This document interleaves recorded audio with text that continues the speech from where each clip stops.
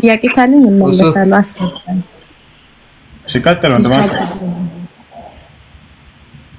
ይሰማል ጥያቄ ነበረን በቤተሰብ እንደ ቤተሰብ ሆኖን ነው እና ሙሉ ሰዓት ተሰጠን ረዘም ያለ ነው ጥያቄው እሺ አገኘበት ሃሎ እየሰማሁ ነው ቀጥል ስንት ሰዓት ይኖራል ነው አባት መጠየቅ የምትፈልጉት ካለ መጠየቅ ትችላላችሁ ጊዜው እስካለ ድረስ እንመልስላችኋለን ማለት የሚመችህ ጊዜ ከሆነ አሁን መቀጠል እንችላለን የማይመች ጊዜ ከሆነ ግን ሰፋ ያለ ጊዜ ይዘህ ሰፋ ያለ ጥያቄ ስለሆነ ሰፋ ያለ ሰዓት ነው ፈልገው ተቆራረጣ አልፈልግም መጠየቅ ይቻላል ሻው ጥያቄያችን እንደው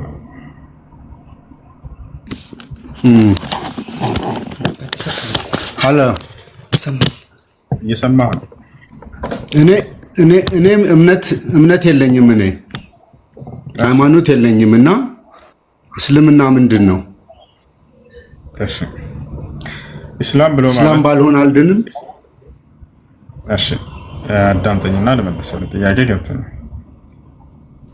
የምንድንበት መንገድ አምላክ ራሱ ነው የሚያውቀውና ያንን መንገድ ሊያሳየን ሊመራን የሚገባው የመጀመሪያው ሰው እንደሚታወቀው አዳም የሚባል ሰው አለ ከእርሱ ጋር ሔዋን አለች ወደ ምድር የወረዱ እንደሆኑ እነሱን ከሰማይ እናምናለን የዛኔ በሚያወርዳቸው ጊዜ የሚድኑበትን መንገድ አምላክ አሳውቋቸዋል ያ መንገድ ምንድነው ነው አምላክ ራሱ የተናገራቸው ቁልና ቢጡ منها جميعا ይላል በሉ ሁላችሁም ከሰማይ ወደ ምድር ወረዱ አልኳቸው ይላል ከዚያ የሚድኑበትን መንገድ ነገራቸው ያም ለሰው ልጆች ሁሉ መዳኛ መንገድ እንደሆነም ተናገረ ምናላቸው فإما يأتينكم مني هدى فمن تبع هداي فلا خوف عليهم ولا هم يحزنون አለ ከእኔ የሆነ አንድ ቀኑ መንገድ ይመጣላችኋል አላቸው ያን ቀኑ መንገድን የተከተለ ሰው እርሱ ነው የሚድነው በዚያ ሰው ላይ ምንም አይነት ፍርሃትና ሐዘን አይገጥመውም በሁለቱም ዓለም والذين كفروا وكذبوا بآياتنا እነዚያ ግን ያን ቀኑ መንገድን በእናንተ ላይ የማወርደውን ቀኑ መንገድን የሚክዱ ካንተም ከዘሮችህም አልዋዳና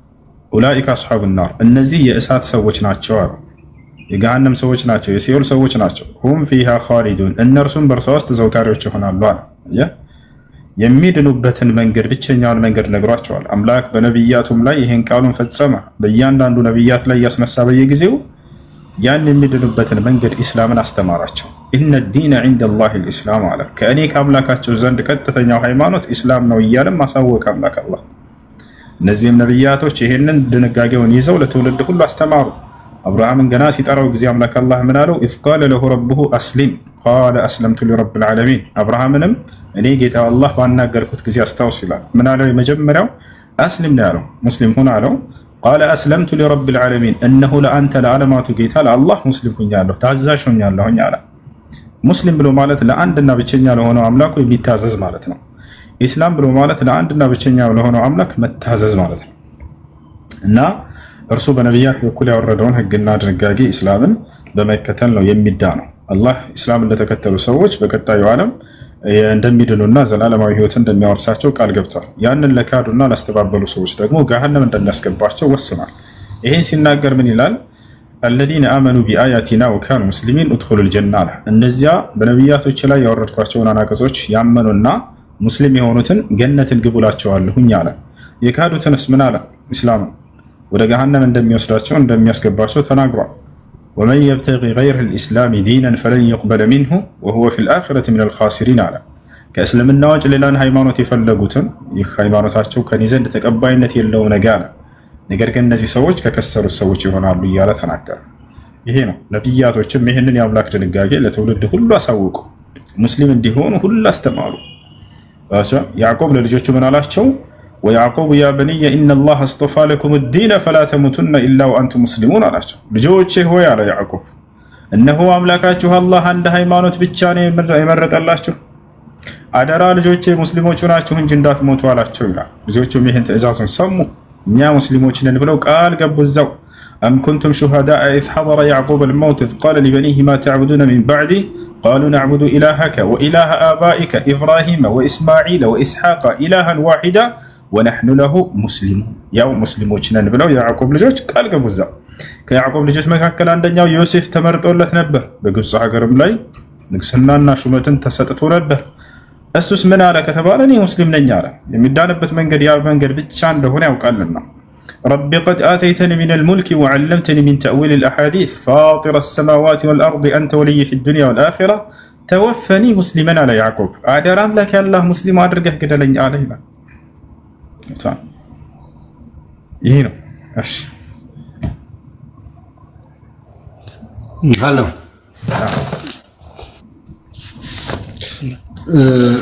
በማመን እስላም ሳይሆኑ መልካም በመስራት መዳን አይቻልም እንዴ?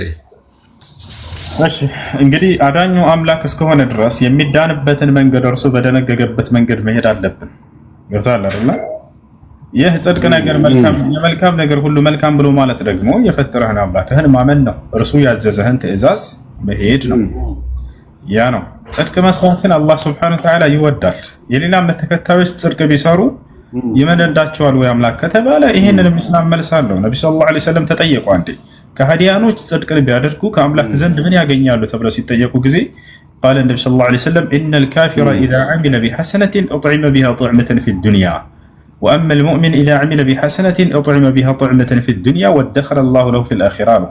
نبي صلى الله عليه وسلم منارو عند الله أن يكادسوا بمدر لا يصدقن بيادر قالوا صدق سيبال መልካም ስራዎችን ደሃዎችን ማብላት ሊሆን ይችላል። እንዲህ አይነት መልካም ነገራቶችን የሚያደርግ የሌላ እምነት ተከታይ ነፋል አይደል? እዚህ ዓለም ላይ እነዚያ ሰዎች ከአምላክ ዘንድ ያላቸው ምንድነው ሲባል ጊዜ ነብዩ ሰለላሁ ዐለይሂ ወሰለም ሲጠየቁ አንድ አላህን ያላመነ ሰው በምድር ላይ ጽድቅን ለሰዎች ቢያደርግ አላህ በዚሁ ዓለማዊ ህይወቱ ላይ ይመነዳዋል አሉ። እዚሁ ይተካለታል፣ ያበላዋል፣ ያጠጣዋል አሉ። እዚሁ ይሰጠዋል። የቀጣዩን ዓለም ግን አያዘጋጅለትም። ለምን ከተባለ አምላኩን ስለካደ። የቀጣዩ ዓለም በአምላክ ላመነ የተዘጋጀች ጸጋ ነች። ተታላረ አምላኩን የካደ ይሄ ሰውዬ በቀጣዩ ዓለም የሚጠብቀው እሳት ብቻ ነው፣ ገሃነም ብቻ ነው። እኔ ያስላል አንድ አምላክ አለ ብዬ ባምን ነገር መልካም ነገርን ብሰራ እስላም ሆንኩ ማለት ነው አይደል? አይደለም። ያ አምላክ ማን ነው የሚለውንም ማወቅ አለብን። አምላክ ከኛ የሚመስሉንን ነብያት የሚባሉን እየመረጠ ስለራሱ አስተዋውቆናል። ስለዚህ ያን አምላክ ማወቅና እርሱን መገዛት ግድ ይላል። እሺ ስለዚህ መዳን እስላም በመሆን ብቻ ነው የምትለኝ? ሱና አምላክ በነብያት በኩል የደነገገው ብቸኛው መንገድ ያን እንዲከተሉ ዘንድ ነው። ያ ሲሆን ጊዜ የዛኔ ነው እስላም ብሎ ማለት ለዚያ ላመንከውና ለመሰከርክለት አምላክ በብቸኝነት ማለት ነው። አንዱን አምላክ አላህን መገዛት ይህ ነው እስላም ብሎ ማለት። ነገር ግን አንዳንድ ነገሮች ሳይ ቁርአኒስቶቹ ለምሳሌ ይሄንን አያምኑም። ማንም ሰው መልካም ካደረገ ትክክል ከሰራ በአንድ አምላክ ካመነ የጌታው ምህረትና ፍትህ ታክሎበት ይድናል ይላሉ። ምን ትላለህ አንተ? እንደዚህ ተሳስተዋል። እንደዚህ የሚል የለም። ቁርአኒስቶቹ ይሄን ይላሉ። ተሳስተዋል። ቁርአን ላይ ቁርአኒስቶቹ ይሄን ይላሉ። ታውቃቸዋለህ? አውቃቸዋለሁ ግን ይሄን አይሉም። ቢሉ እንኳን ተሳስተዋል። ምክንያቱም ቁርአንን ከተላለፈ ካለ ሰውየው ሐዲስን አልቀበልም ቢሉም እንኳን እነዚህ ሰዎች በአላህ የሚባለውን አምላክ ማመን እንዳለበትና ሰው እርሱ ባዘዘበት መንገድ መሄድ እንዳለበት ያዛል ቁርአን። አላህ በቁርአን ላይ ተናግሯል። እሱ ፈአሚኑ ቢላሂ ወረሱሊሂ ይላል። በእኔ በአምላካችሁ በአላህ እመኑ፣ በመልእክተኞቼም መልእክተኝነታቸውን እመኑ እያለ ይናገራል። ስለዚህ አይ በአላህ ባያምንም የሚል ቁርአን ተከታይ ነኝ የሚል ካለ ተሳስቷል። ቁርአንን አልተረዳም ማለት ነው። ኦኬ ስለዚህ ቁርአንን መከተል አለበት ለማመን። አዎ ኦኬ ስለዚህ ቁርአን ምንድነው? ቁርአን ማለት ከአምላካችን ከአላህ ዘንድ በመጨረሻ ዘመን ነብይ በኩል በነብዩ ሰለላሁ ዐለይሂ ወሰለም በኩል ለሰው ልጆች የተወረደ መለኮታዊ ቃል ነው። ከአምላክ ዘንድ ማን አወረደው ለነብዩ መሐመድ ከተባለ ቅዱስ ገብርኤል መልአኩ ገብርኤል ወይንም ጅብሪል አለይሂ ሰላም።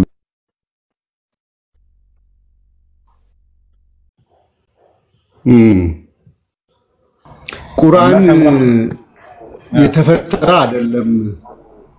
አይደለም። ከተፈጠረ የአንድ አምላክን አለመፈጠር ይጋራዋል ይላሉ አንዳንድ የሙስሊም አካላት። ምን ትላለህ? ቁርአን ፍጡር አይደለም፣ የተፈጠረ ሳይሆን የአምላክ ንግግር ነው። አምላክ በባህሪው ተናጋሪ ነው አይደለ? ያ ከተናገረው ንግግር መካከል ዘላለማዊ ነው ይላል አይደል? ቁርአን የአምላክ የአላህ ሱብሓነሁ ወተዓላ ንግግር ነው፣ ተናጋሪ ነው። እሱ ዘላለማዊ መሆኑ ፈጣሪ መሆኑን ወይንም ፍጡር አለመሆኑን እንደዛ ተብሎ የሚገለጽለት ነገር አይደለም። ለምሳሌ ዘላለማዊ የሆኑ ነገራቶች አሉ። ነፍሳችን ለምሳሌ ሩህ አለች አይደለ? ነፍሳችን እሷ ዘላለማዊ ነች። ነገር ግን ጅማሬ ስላላት ፍጡር ነች። እሷ ጅማሬ አላት ዘላለማዊ ስለሆነች፣ ስለዚህ ፍጡር አይደለችም ፈጣሪ ነች ማለት አንችልም። ገነት ልክ እንዲሁ ዘላለማዊ ነች፣ ተፈጥራለች አንዴ፣ ግን ፍጡር ነች እሷ። ወላኪን ቁርአን ማን የሚባለው ግን የአላህ ሱብሓነሁ ወተዓላ ባህሪው ነው።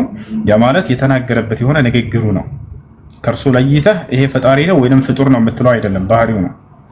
ያ ነው ልክ ንግግሬ ያለ ለምሳሌ ንግግሬ ከኔ የተለየ ሌላ ማንነት ያለው ሳይሆን የእኔ ባህሪ እንደሆነ ሁሉ ቁርአንም ደግሞ ከአላህ የተለየ ሌላ አካል ያለው ሳይሆን የአላህ ሱብሓነሁ ወተዓላ ባህሪው ነው። ከመናገሩ መካከል ነው፣ ተናግሮታል። القرآن كلام الله። ስለዚህ ቁርአን ራሱ ፈጣሪ ነው ማለት እንችላለን። ፈጣሪ ሳይሆን የፈጣሪ ባህሪ ነው። ፈጣሪም ፍጡርም ተብሎ ቢገለጽ አይደለም። ባህሪውን ከአካል ከፈጣሪው እንዴት ነው የምትለየው? አለየነውም እኮ የእርሱ ባህሪ ማለት አስረዳኝ። አንለየውም፣ የእርሱ ባህሪው ነው። ከለየነው ሌላ አካል እየሆነ እያልን ነው። የሚለይ አይደለም፣ የእርሱ ባህሪው ነው። ወሳላረ የፈጣሪ ባህሪያቶች ማረበው እንዴ መሰለህ ታስረዳኝ። ላስረዳህ ሌላ ባህሪያቶች ላንስቼ ላስረዳህ። ማነበው ወረቀት ነው አይደለ? ወይ ደግሞ ብራና ነው። ብራና ላይ የተጻፈውን ቃል አነባለሁ። ያንን ቃል ነው የምታስረዳኝ። ያ ቃል እንዴት ነው ባህሪ የሚሆነው? ያኮ ወረቀት ነው፣ ያኮ ቴክስት ነው አይደለ? ጨርስና የተነጠለ የተለየ ነገር ነው። ያ ነገር ኢተርናል ነው፣ ያ ነገር አንክሬትድ ነው ካልን ዘላለማዊነቱንና ፈጣሪነቱን ይጋራዋል ይላሉ። ይሄ እኮ ሙስሊሞቹ የሚሉት ነው፣ እኔ የምለው አይደለም። ያንተን ሐሳብ አንሰና ተሟገተኛ። አሁን የሌላ ሰዎችን ሐሳብ እያነሳ ከመሟገት አይሻልም? አንተ የትኛው እንዲሆንልኝ ስለምፈልግ ነው። እኔ እኮ እንደሱ የሃይማኖት ሰው አይደለሁም። የኛ እምነታችን ምን መሰለህ? ቁርአን የአላህ ንግግር ነው። ዘላለማዊ መሆኑ ፈጣሪ ያደርገዋል ከሆነ ከእርሱ ውጭ ሌላ ዘላለማዊ የሆኑ ነገራቶች አሉ። ለምሳሌ ነፍስህ ሩህ ታውቃለህ? ሩህ ነፍስ ታውቃለህ? እሷን ዘላለማዊ ነች ብለን እናምናለን። ለምሳሌ ከስጋ ጋር ትለያያለች፣ ሞት ሲመጣ ጊዜ የዛን የሷ ቀሪ ነች ለዘላለም። አዎ የተፈጠረች ነች እሷ። አሁን ስለ ዘላለማዊነት ነው እያወራን ያለ ነው። አንድ ነገር ለዘላለም እንዲቀር መደረጉ ፈጣሪ መሆኑን የሚያሳይ ነገር አይደለም እያልኩህ። ፈጣሪ መሆኑን የሚያሳይ ነገር አይደለም። በሌላ ባህሪያቶች ላስረዳህ እንድትረዳ። አንክሬትድ ነው፣ ያልተፈጠረ ነው የሚለው ቁርአን። ያልተፈጠረ ነው የሚለው ቁርአን። ያልተፈጠረ ከሆነ ደግሞ ፈጣሪ ነው ማለት ነው። ማን ነው እንደሱ ያለው? uncreated and eternal ነው የሚለው። ማን ነው እንደሱ ያለው? ያልተፈጠረ ከሆነ ፈጣሪ ነው ያለህ ማን ነው? ከየት ነው ያገኘው? ከእስላማዊ ትምህርት ይሄንን የተናገረ ሰው አለ? ያልተፈጠረ ከሆነ ምን ሊሆን ይችላል? አማርኛ አይደል እንዴ? እስላማዊ መምህር ይሄን የተናገረ እናስረዳ። ግንዛቤ ወደ እባክህ። ባህሪ ማለት ከአምላክ የአላህ ሱብሓነሁ ወተዓላ ባህሪ እርሱ ብቻ ሳይሆን ሌላ ባህሪያቶች አሉ። በእነዚህ አላስረዳህ። ለምሳሌ አምላክ ተናጋሪ ነው አይደለ? በባህሪው እሺ፣ አምላክ በባህሪው ይናገራል አይደለ? እሱን ታምናለህ? አምላክ በባህሪው ይናገራል፣ ይሰማልም፣ ያያልም፣ ሌላም ባህሪያቶች አሉት። ገብቶሃል? እነዚህ ባህሪያቶች ከእርሱ ተለይተው ፈጣሪ ናቸው ማለት አይቻልም። የፈጣሪ ባህሪ ነው፣ ከእርሱ ጋር አብሮት ያሉት ማንነት ነው። ገብቶሃል? ከዘላለም አለው ይህ ባህሪው? አዎ ከዘላለምም ይሄ ባህሪው አለ። ከዘላለም ባህሪው ነው። በተናገረ ጊዜ ያ ነገር ተለይቶ ፈጣሪ ይሆናል ወይ? አይሆንም። ከዛ በፊትም መናገር ባህሪው ነው። ገብቶሃል? ሳይናገርም በፊት ከተናገረም በኋላ የእርሱ ባህሪ ነው፣ የፈጣሪ ባህሪያቶች ናቸው። ከሱ ለይተን ግን ፈጣሪ አንላቸው። ገብቶሃል አይደል? ለምሳሌ አምላክ ያያል፣ ይሰማል፣ ይናገራል፣ ይፈጥራል። እነዚህ ሁሉ ባህሪያቶቹ ከርሱ ለይተናቸው ያ የተለየ ፈጣሪ ነው ማለት አንችልም። ይወጣል አይደል? ስለዚህ ምንድነው ከተባለ የፈጣሪ ባህሪያቶች ናቸው ተብሎ ይታመናል ማለት ነው። ባህሪያቶችን እየገነጣጠልን ግን ይሄ አምላክ ነው፣ ይሄ አምላክ ነው፣ ይሄ አምላክ ነው ባህሪው ብለን የምንከፋፍላቸው አይደሉም እነሱ። የቁርአን የፈጣሪ ባህሪ ከሆነ ቁርአንን ታዲያ ብለት ለረጅም ጊዜ ኮምፓይል ማድረግ ስታንዳርዳይዝ ማድረግ ለምን አስፈልገ? ማለት ቁርአን አንዴ ወርዶ ቁጭ ብሎ እሱን እንደ ጋይድ አይደለም የተጠቀምነው። ለተለያዩ ሰዎች ወረደላቸው። ነብዩ መሐመድ 8 ጸሐፊዎች ነበሩት። 8ቱ ጸሐፊዎች በተለያየ መንገድ ጻፉት። እሱ ለ10 ወይም ለ20 ዓመታት ቁጭ ብለው የተለያዩ ካሊፎችና ጸሐፊዎች ኮምፓይል አደረጉት፣ ስታንዳርዳይዝ አደረጉት። ቀሪውንም ደግሞ አቃጠሉት። ያ ክፈታቸው እስኪኛቸው 8 ጸሐፊዎች እንዳላቸው ለምሳሌ ልንገርህ። አውጣና ሳየን ነው ኢብን ማሱድ የሚባል አለው። አውጣና 8ቶች አይደለም አዳምጠኝ ዝም ብለህ በግምት እንዳዳምጣን ፍቅድ ማዳመጥ ሳይሆን ማየት ነው። ኢብን ማሱድ ኢብን ማሱድ የሚባል ጸሐፊ አለ። አዳምጠኛ ማዳምጠኝ ሳይሆን ማየት ነው የምፈልጋለሁ እኮ በራሱ 8 ጸሐፊዎች አሉት ብለህናል። 8ቶችን ጸሐፊዎች አሳየን እስኪ። ለምን አታዳምጠኝም? ረበ ፈጣሪ ማየት ነው የምንፈልገው። ማስረጃውን አለ እኮ አማር ነው ሰው። አዳምጠኝና ልንገርህ። ጆሮ ይሰራል አይደል? በስነ ስርዓት አውራ እያወራንህ ነው። ምናልባት በእድሜ ልትወጣ ትችላለህ። እያከበርንህ ነው። አውጣና ሳየን። ውሸታም ነህ እያልንህ ነው። በቃ እንደሱ ነው የምትፈልገው?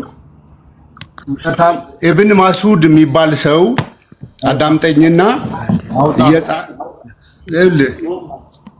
ማውጣት የማትችል ከሆነ ምንም ማድረግ አትችልም። ታውጣለህ። ማስረጃ ታውጣ። ሁሱ ሳይሆን ማስረጃ ነው። ማስረጃ እየሰማኸኝ ነው? አይ በሙስሊም ስም አትግቡ። እሺ ማንነታቸውን አትፈሩ። ይሄ ድምጽ አዲስ ድምጽ አይደለም። ከዚህ በፊት እየመጣ ሲናገር የነበረ ክርስቲያን ልጅ ነው። ስትመጡ ጊዜ ማንነታቸውን አትፈሩበት። ይወታቻል። እሺ ከላይ ጄሪ ሰላም ነው? አሎ ጄሪ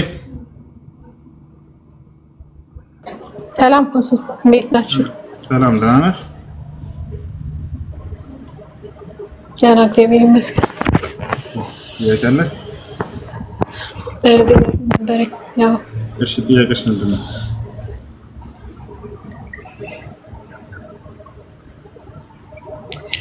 የመጽሐፍ ቅዱሱ ኢየሱስ ክርስቶስ መጽሐፍ ቅዱስ ላይ በተናገራቸው ቃላቶች እናንተ የምታምኑበት አለ? አለ። እሺ ልጠቅስልኝ ትችላለህ? ጥቂቶቹ ለምሳሌ ኢየሱስ ክርስቶስ መልእክተኛ እንደሆነ የተላከ እንደሆነ የተናገረበት እናምንባቸዋለን። እሱ መልእክተኛ ናቸው። ዮሐንስ ወንጌል ምዕራፍ 17 ቁጥር 3 ላይ የተላከ እንደሆነ ይናገራል። እሱ ሌላም በርካታ ቦታዎች ላይ ይናገራል። ሁለተኛ ምናምነው ምንድነው? አምላክ እንዳለው የተናገረበትን አምላክ አለው ኢየሱስ ክርስቶስ ዮሐንስ ወንጌል ምዕራፍ 20 ቁጥር 17 ላይ እሱም ወደ አምላካቸው አርጋለሁ እያለ ይናገራል። ሌላም በርካታ ኢየሱስ ክርስቶስ የተናገራቸው ንግግሮች እርሱ ዮሐንስ ወንጌል ምዕራፍ 8 ቁጥር 40 ላይ ሰው እንደሆነ ከአምላክ ሰምቶ የሚናገር ሰው እንደሆነ ተናግሯል። እሱንም እናምንበታለን።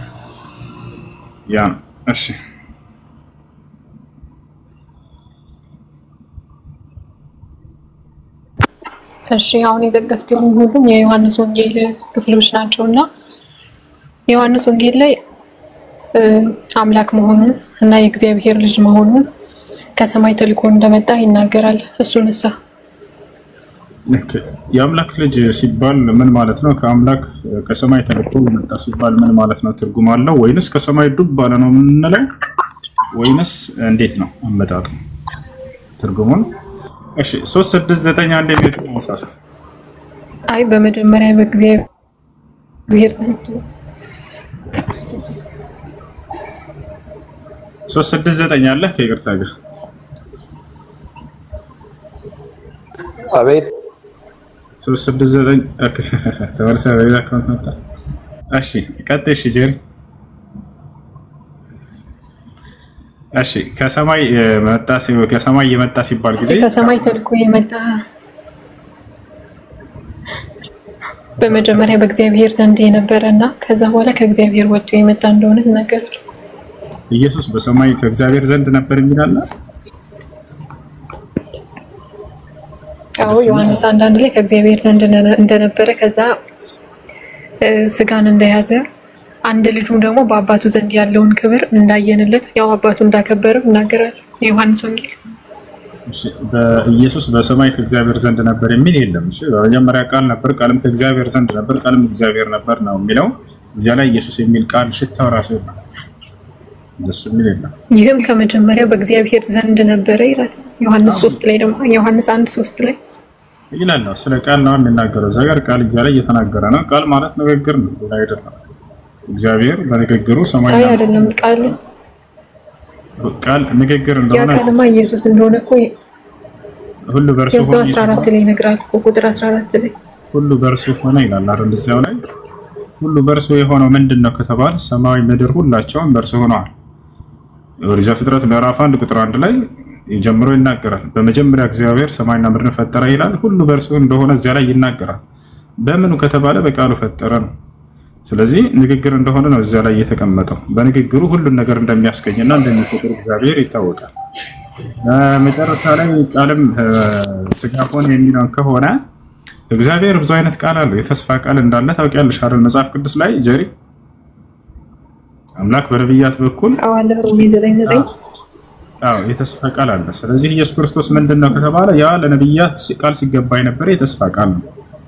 ቃል ኪዳን ማለት ነው። ቃል ኪዳን ይገባላቸዋል ለነቢያቶች ወደፊት ኢየሱስን የሚባል አካል እንደሚያስነሳ ቃል ገብቶላቸዋል። የሐዋርያት ሥራ ምዕራፍ 13 ቁጥር 23 ላይ ይመስለኛል እግዚአብሔርም እንደ ተስፋው ቃል ለእስራኤል ወገን ይህን ኢየሱስን አመጣ እያለ ይናገራል። የተስፋ ቃል ነው ኢየሱስ ክርስቶስ እንጂ ያ የአምላክ ቃል የሚናገርበት የሚፈጥርበት አይደለም። እሺ እና የተስፋ ቃል ነው እና የተስፋ ቃል እንዳልከው ኢየሱስ ክርስቶስ ራሱ ነው የተስፋው ቃል። ልክ ነህ። ምክንያቱም አባቶች ያው ዕብራውያን 11 ላይ ተጻፈልን ተስፋ አድርገውት እንዳለፉ ከሩቅ አይተው ሳልሞት እንዳለፉ ይናገራል። የተስፋው ቃልም ኢየሱስ ክርስቶስ ነው። ዮሐንስ 1 ላይ የሚናገረው ግን ስለ ተስፋ ቃል ሳይሆን ስለ አካላዊ ቃል ነው። አካላዊ ቃል ነው የሚለው የቱ ጋር ነው ያለው? እሺ የእግዚአብሔር ቃል በእግዚአብሔር ዘንድ እንዴት ሊሆን ይችላል? እስቲ እቺን አብራራለሁ። አካላዊ ቃል የሚል ቃል ግን የለም ማለት መጽሐፍ ቅዱስ ላይ ከሱን ጨርስ መጀመሪያና እንሄዳለን። አይ እሺ የእግዚአብሔር ቃል በእግዚአብሔር ዘንድ እንዴት ሊሆን ይችላል ማለት የኔ ቃል አሁን በኔ ውስጥ እንጂ በኔ ዘንድ አይደለም ወይም በኔ አጠገብ አይደለም። ወደሱ እንመጣለን። ዘንድ ቢሆን እንመጣለን፣ ችግር የለውም። ግን አሁን ወደዛ ከመሄዳችን በፊት አካላዊ ቃል የሚል ቃል አለ መጽሐፍ ቅዱስ ላይ ከመሰረቱ የለም አይደል? አይ ለዚህም እኮ ነው ዓለም ሳይሆን ማለት በአንድ ልጁ ዓለምን ፈጠረ ይላል። ልጅ ማለት ምንድነው? ወደሱ እንመጣለን። ቃል አካላዊ ቃል የሚል የለም መጽሐፍ ቅዱስ ላይ አናርዘውና ማለት ነው። አካላዊ ቃል የሚል የለም። ነገር ግን እዚያ ቦታ ላይ ዘንድ የሚለው ከሆነ እግዚአብሔርም ከእግዚአብሔር ዘንድ እሳትን አወረደ ይላል በሎጥ ህዝቦች ላይ አይደለ? ዘንድ ስለተባለ ያ እሳት ከእግዚአብሔር ዘንድ እሳት ነበረ ቁጭ ብሎ ማለት ነው ወይስ በትእዛዙ እሳትን አወረደ ማለት ነው? እዛ ጋር የሚያሳየው ሁለት አካላት እንዳሉና ከእግዚአብሔር ጋር የሆነ እሳት እንደመጣ ስለ እሳቱ ነው እየጠየኩኝ ያለው። እሳቱ ከእግዚአብሔር ዘንድ እንደነበረ ይነግረናል። ለመሆኑ እንደው አንቺ እንደተረዳሽው እሳቱ ከእግዚአብሔር ዘንድ ቁጭ ብሎ በሰማይ ላይ ነበር ማለት ነው? እሺ እኔ እንደተረዳሁት ልንገር። ለምሳሌ እኔ ጋር የሆነ ብር አለ፣ ከዛ አንተ ከኔ ጋር ወሰድከው ማለት ነው። እኔ ጋር የነበረ ነገር ነው፣ በእኔ ውስጥ አይደለም ማለት ነው። ያንቺ ምሳሌ ሳይሆን መጽሐፉ ላይ ቃል በቃል እያመጣልሽ ያ እሳት ከእግዚአብሔር ዘንድ ነበረ ወይ? ምክንያቱም ከእግዚአብሔር ዘንድ እሳት ወረደ ይላል። አዎ እሳት ከእግዚአብሔር ዘንድ ነበር አሉ። አዎ እግዚአብሔር ጋር ነበር እሳት። እሳት ከእግዚአብሔር ዘንድ ነበረ ማለት ነው። አዎ በእግዚአብሔር ዘንድ ማለት ወይ ከጎኑ ወይ ከሆነ ቦታ ሳይሆን ብቻ ከእግዚአብሔር ጋር እሳት አለ ማለት ነው። አይዋ ስለዚህ ከጎኑ አይደለም ማለት ነው። ስለዚህ ኢየሱስ ክርስቶስም እግዚአብሔር ዘንድ ነው ቢባል እንደው ቃል ከእግዚአብሔር ዘንድ ኢየሱስ ነው በሚለው ብንወስድ አብሮት ነበረ ማለት አይደለም። ከሆነ ቦታ አስገኘው ማለት ነው አይደለ? አብሮት ነበረ ማለትማ ነው፣ ግን ከጎኑ ወይንም ከሆነ ቦታ ላይ አይደለም ማለት ነው። ስለዚህ እሳትም ከእግዚአብሔር ዘንድ ነበረ ማለት ነው አይደለ? አዎ አስቡት፣ እግዚአብሔርና እሳት አብረው ነው። ኧረ ያስኬዳል ለስታይ እንዴ? አይደለም እንጂ ያስኬዳል። ምን መሰለህ፣ አሁን ለምሳሌ አንተ ጋር የሆነ ነገር ካለ አብዱልከሪም አዛን አንድ ደቂቃ ነው የቀረው። አብዱልከሪም አለ ወይ ዛህራ አለ? በቃ አንዴ እንትን ወራት አንድ ደቂቃ ነው የቀረው። ቀጥል። ባረከላሁ ፊክ። መርሐባሽ ቀጥል አብዱልከሪም። እሺ ጄሪ ይሰማላ? ጄሪ ነው የሚል አካውንት ይሰማላ? ጄሪ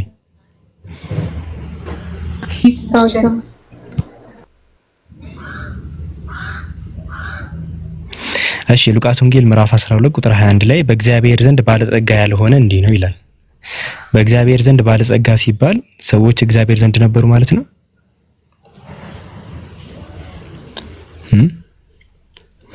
ዘንድ የሚለውን ስላልተረዳሽ ከዛ ልጀምር ብዬ ነው። አይ እንደዛ ለምን ሆነ? ከእግዚአብሔር ዘንድ ብሎ ሲናገር ዮሐንስ አንዳንድ ላይ በጣም ዲፈረንስ አላቸው እናንተ ከምትጠቅሷቸው ጋር ማለት ነው። መጀመሪያ ዘንድ የሚለውን መረዳት ነው ያለብሽ። ባለጸጎች አሁን በእግዚአብሔር ዘንድ ባለጸጋ ያልሆነ ያለ በእግዚአብሔር ዘንድ ባለጸጋ የሆኑት ሲባል በእግዚአብሔር ዘንድ ሲባል አምላክ ዘንድ አንድ ላይ ነበሩ ማለት ነው? አይ ጸጋ ከእግዚአብሔር አይደል? ባለጸጋ ነው የሚለው ሰውየውን ነው፣ ጸጋውን አይደለም የሚለው እኮ። በእግዚአብሔር ዘንድ ባለጸጋ ያልሆኑት ሲል እኮ ከእግዚአብሔር ዘንድ ጸጋን ያልተቀበሉት እንደማለት ነው። ቀያየርሽው። እንደዛ አይደለም ማለት ነው። ከዛ ነበሩ የሚል ስናየ ነው እና ከይቅርታ ጋር አሁን ጽሁፉ መብራራት ጀመረ። እኛ እኮ ስናብራራ አይሆንም ብለሽ ነበር ቅድም። መብራራት የለበትም አልኩ። ቃሉን ነው የምንወስደው ስትይ አይ መብራራት የለበትም አላልኩም። በቃ መብራራት የለበትም ካላሽ አሁን ወደ ሐሳባችን እንጣ ዘንድ የሚለው ስለዚህ ሊብራራ ይችላል ማለት ነው። እሺ ቆይ መጀመሪያ ነጥብ በነጥብ ክሊር እንዲሆን ጄሪ ኢየሱስ አስተምሮ ያውቃል አምላክ ነው የሚለው ከዛ እንጀምር እስቲ። ከኢየሱስ እንጀምር ብለን ለምሳሌ እኛም ብትጠይቂን አሁን የመጀመሪያው ጥያቄሽ ከኢየሱስ ከምትቀበሉት አለ ብለሽ ስለተነሳሽ አሁን እኛ የምናምነው ሴቶች ላይ ጫን ብሎ ይመጣል ሐዲሱ ማለት ነው። እሺ ሌብነት ስህት ማን ነው? በአብዛኛው ሌባ ወንድ ነው ሴት? ሰራቂ ወንድ። ስለዚህ ቁርአን ላይ ሲመጣ ጊዜ ሰራቂን ሲወቅስ ማንን አስቀደመ? መጀመሪያ ወንድን አስቀደመ። ሴት አሰርቅ ማለት አይደለም። የሴት ሌባም ሊኖሩ ይችላሉ፣ ግን እንደ ወንድ አይሆንም በብዛት። ስለዚህ ወሳሪቁ ወሳሪቀቱ ብሎ መጣ። የወንድ ሌባ ብሎ ወቅሶ መጣ። የወንድ ሰራቂ አለ። ልክ እንዳለ የቁርአንና የሐዲስ መልእክቶች በዚህ መልኩ ነው የመጡት። ሁሉንም የሚመለከት ሆኖ ሳለ ግን በአብዛኛው በዛ የሚወቀስበትን ነገር እሱን ጫና አድርጎ ይመጣል። ያ አካል ይበልጥ ይገሰጽበት ዘንድ ማለት ነው። ስለዚህ ነብዩ ሰለላሁ ዐለይሂ ወሰለም ምን አሉ? ጸጉሯን የምትቀነደብና የምታስቀነድብ ሴት ብለው ተናገሩ። ያቸው አይደለ? ስለዚህ አይፈቀድም። እሱ አይፈቀድም።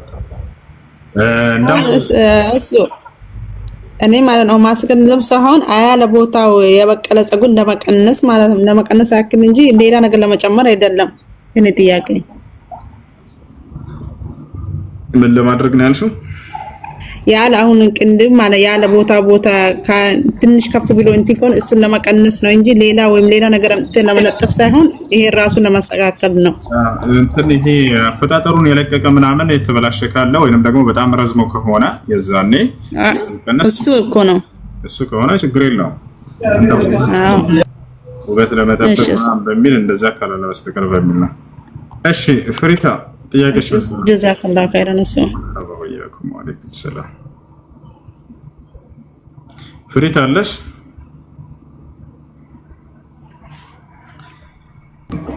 አሎ ሰላም፣ እንዴት ነህ? ሰላም ነው። እሺ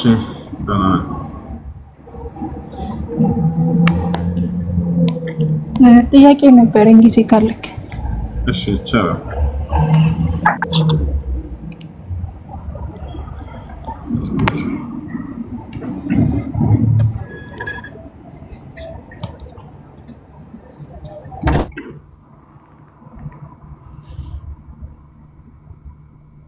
እሺ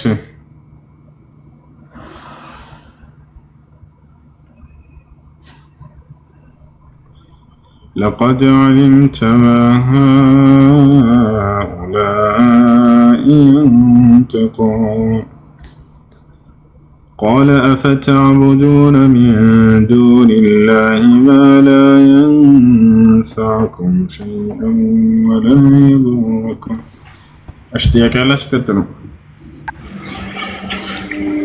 يا كيرا عندهم السلام عليكم يسمى الله يا كيرا حتي وعليكم السلام أنا ጥያቄ ነበረኝ እሺ ጥያቄያችሁ ምንድን ነው እሺ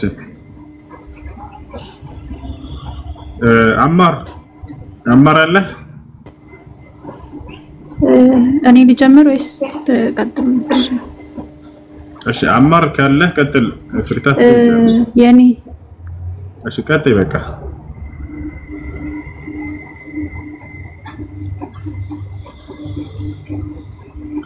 ቀጥሉ ልጆች ጥያቄ ካላችሁ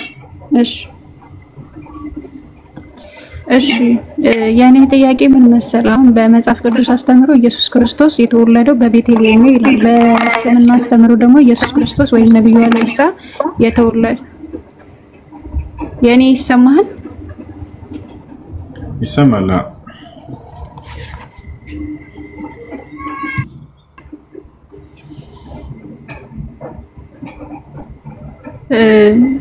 በመጽሐፍ ቅዱስ አስተምሮ ኢየሱስ ክርስቶስ የተወለደው በቤተልሔም ነው ይላል በእስልምና አስተምሮ ደግሞ ኢሳ አለይሂ ሰላም የተወለደው በቴምር ዛፍ ስር ነው ይላል ስለዚህ ይሄ ነገር አይጋጭም ወይስ ሁለት ኢሳ ነው ያለው ሁለት ኢየሱስ ነው ያለው ይሄ ሁለት ኢየሱስ ነው የሚያስብል ሐሳብ አይደለም እሱ ይሄን የሚያስብል ነገር አይደለም አንደኛ በቤተልሔም እንደተወለደ በእስራኤል ምድር ላይ እንደተወለደ ቁርአን ይናገራል እስራኤላውያን ሰዎች መካከል ነው አንደኛው እሱ ትክክለኛ የትኛው ነው የሚለውን ሄደን ያንን ማየት ነው አሁን እዚህ ቦታ ላይ እንዲህ አይነት ነገር ያነሱላችሁና ስለዚህ ይለያያል ይሏቸዋል ይወታቻላል ይሄ የሚያለያይ ነገር አይደለም መሰረታዊ ነገራቶች አሉት ኢየሱስ አንደኛው መሰረታዊ ነገር ምንድነው በድንግልና የተወለደ ብቸኛው ሰው ብለው የሚያምነው እሱ ነው በቁርአንም ሆነ በመጽሐፍ ቅዱስ ሁለተኛ በእስራኤል ምድር ላይ ነው ወይ የተወለደው አዎ ነው ከዛ አንደኛው መጽሐፍ ኩሽና ውስጥ ነው አለ ሌላኛው ፎቅ ላይ ነው አለ ስለዚህ ይለያያል ማለት ነው አይደለም አይለያይም እናቱ ማን ትባላለች ይሄ መሰረታዊ ነጥብ ነው በሱ አወላለድ ጉዳይ ላይ ቁርአን ማርያም ነች ይላል መጽሐፍ ቅዱስ ማን ነች ይላል አስካሉ ነች ይላል አይልም ማርያም ነች ነው የሚለው አይሽ መሰረታዊ ጉዳይ በሱ ጉዳይ አወላለድ ምንድነው ሌላ ቁርአን በቃልና በመንፈስ ነው የተገኘው ይላል መጽሐፍ ቅዱስ ምን ይላል በቃልና በመንፈስ ነው የተገኘው ይላል አይሽ መሰረታዊ ጉዳይ በሱ ጉዳይ ምን ይላል ኢሳ የተወለደው ያለ አባት ነው ይላል መጽሐፍ ቅዱስም ያለ አባት እንደሆነ ይመሰክራል መሰረታዊ ነገር ምንድነው እርሱ ኢሳ ከአብርሃም ከዳዊት ከነዚህ ሁሉ ከእስራኤላውያን ነብያቶች ሰንሰለት ያለው እንደሆነ ቁርአን ይናገራል መጽሐፍ ቅዱስም ይሄንን መሰረት ይናገራል አያችሁ ሌላው የት ነው የተወለደው የሚለውን ቁርአን መሰረታዊ ይናገራል በእስራኤል ምድር ላይ እንደሆነ ያስቀምጣል እሱም በእስራኤል ምድር ላይ እንደሆነ ይናገራል ሌላው ቁርአን መሰረታዊ ነገር ምንድነው ኢየሱስ ወይንም ኢሳ ከተሰጠው ተአምራት መካከል ሙታንን ሲያስነሳ እንደነበር ይናገራል መጽሐፍ ቅዱስም ይሄን መሰረታዊ ነገር ይናገራል ማየት የተሳናቸውን ለምጽ ያለባቸው እንዲህ አይነት በሽታዎችን ሲፈውስና ሲያድን እንደነበር ይናገራል ያኛውም ይናገራል ሌላኛው መሰረታዊ ነገር ምንድነው ወደ ሰማይ አድርጓል ብላ ያምናል ቁርአን ከذلك ልክ እንደው መጽሐፍ ቅዱስም አድርጓል ብላ ያምናል ሌላው መሰረታዊ ነገር ምንድነው መሲሁ ዳግም የዓለም ፍጻሜ ከመድረሱ በፊት ከሰማይ ወደ ምድር ይወርዳል በመላእክት ታጅቦ እስላም ያምናል ያንን መጽሐፍ ቅዱስ ያምናል ይሄን ሁሉ መሰረታዊ ነገር ጥለው አውቀው ያጭበረብሩ ምን ይላሉ እሱ እዛ ነውና የቴምር ዛፍ ስር ነው የተወለደው ወይኛው ደግሞ እዚህ ነው የተወለደው ስለዚህ ይለያያል ልክ ለምሳሌ የሆነ ሰው መጣና አብዱል ከሪም መጣና ለምሳሌ ወስምሳሌ ልስታሽ አብዱል ከሪም መጣልኩኝ ያኛው መጥቷል አብዱል ከሪም አለ ይሄኛው ምን አለ ይሄ ቢጫ ልብስ ነው የለበሰው አለ ያኛው ደግሞ አይ ጥቁር ልብስ ነው የለበሰው ስለዚህ ልብሱ ተለያይቷልና የገለጹት የተለያየ ሌላ አብዱል ከሪሞች ናቸው ማለት ነው አለ ያስኬራል ያስኬርም የአብዱል ከሪም ማን ነው በሚለው ጉዳይ ሙሉ ተስማምተዋል እኮ እነዚህ ሰዎች ከኢትዮጵያ የመጣው ነው አሁን ላይ ዱባይ ያለው ነው እንዳለ ሁሉ ተስማምተው ተገናኝተው ምብለው የእንትና ልጅ ነው ከእንትና ነው የመጣው ሁሉን ተስማሙ፣ ግን በልብስ ተለያዩ። ስለዚህ ሌላ አብዱልከሪም ነው አያስኬድም። እንደዚህ አያስኬድም። እውነቱ ማን የሚለውን ልክ አምላክ የነገረን ነው የምናምነው ወይንስ ሉቃስ የነገረኝን? ማንም ኢየሱስ ክርስቶስን ያላየ ወደሚለው እንመጣበታለን። ከሉቃስና ከአምላክ ማን ነው እውነተኛውን የሚያውቀው? ፍሪታ አምላክ ነው ያለ ምንም ጥርጥር። ምክንያቱም ሉቃስ አላገኘም፣ ኢየሱስ ክርስቶስ አላየውም፣ አላስተማረውም፣ አልመረጠውም። ራሱም ሲናገር እኔ ሁሉን ተከታተዬ ነው ይሄንን ልጽፍ መልካም ሆኖ ታየኝ ብሎ ነው የተናገረው። ይህ ግለሰብ የጻፈውን ነው መቀበል ያለብን ወይንስ አምላክ ቃል በቃል ራሱ የተናገረው ነው መቀበል ያለብን? የቁርአን ተናጋሪ አምላክ ነው። ነብዩ ሰለላሁ ዐለይሂ ወሰለም እንኳን አይደሉም፣ አድራሽ ናቸው እንጂ እርሳቸው አምላክ ነው የሚናገረው። ስለዚህ ማን ነው የሚቀደመው ከተባለ አምላክ የተናገረው ያ ነው። ሌላው ነገር ቤተልሔም መወለዱ ነው። ቤተልሔም መወለዱን ተፍሲሮች ላይ ታገኙታላችሁ። ኢብኑ ከሲር እና ኢማሙ ጠበሪ ሁላቸውም ተናግረዋል። ቤተልሔም ላይ እንደተወለደ ተናግረዋል። ያሻላል ኢሳ አለይሂ ሰላም የተወለደው ቤተልሔም ላይ ነው። ያው ማለት ቤተል መቅደስ እዛች አካባቢ ነው የተወለደው። ያሻል ቤተ መቅደስ በዛች ያው ስልክ አሁን እንደዚህ አይነት ጥያቄ ሲጠይቅ በመጽሐፍ ቅዱስ አስተምሮ ማርያም የተወለደችው በሊባኖስ ቤሩት ባለ በሊባኖስ ነው። ኢየሱስ ክርስቶስ ደግሞ የተወለደው በቤተልሔም ነው። ስለዚህ በእስልምናው የሚነገርላቸው መርያምና ኢሳ አለይሂ ሰላም አንድ አይደሉም የሚባል ነገር ስላለ እሱን ግልጽ እንድታረግልኝ ነው። አመሰግናለሁ። ሌላኛው ጥያቄ ደግሞ በእስልምና ለምንድን ነው ልደት ማክበር የሚከለከለው? እሺ እንግዲህ እኛ ኢስላም ብሎ ማለት ለአምላክ ታዛዥ መሆን ማለት ነው። ባጭሩ ሙስሊም ለአምላኩ የሚታዘዝ ማለት ነው። አምላክ ያዘዘን ከሆነ ልደት ማክበር እናከብራለን፣ ካላዘዘን ደግሞ አናከብርም። አየሽ አዘውናል ወይ ብለን ስናላዘዘን ነው። ስለዚህ አናከብርም። በክርስትና ይህን ነገር ያከብራሉ። የኢየሱስ ክርስቶስ ልደት ብትወዱኝ ትእዛዜን ትጠብቃላችሁ ብሏል እርሱ። እሺ ያዟቸዋል ወይ ልደቴን አክብሩ ብሎ ወፍ አላዘዘም፣ ግን ያከብሩታል። ስለዚህ አይወዱትም ማለት ነው። ምክንያቱም ኢየሱስ ክርስቶስ የውዴታ መገለጫ እርሱን መታዘዝ እንደሆነ አስቀምጧል። ብትወዱኝ ትእዛዜን ትጠብቃላችሁ አለ። የቱ ጋር ነው ልደቴን አክብሩ ያለው? ኢየሱስ ክርስቶስ አላዘዘም። አያችሁ፣ ለዚያ ነው እኛ ለአምላካችን ታዛዦች ስለሆነ ነው የማናከብረው ልደቶችን ማለት ነው። አምላካችን ቢያዘን ኑሮ ያንን ነገር ከማንም በፊት ቀዳሚ ሆነን እናከብረው ነበር። ይሄን ይመስላል። እሺ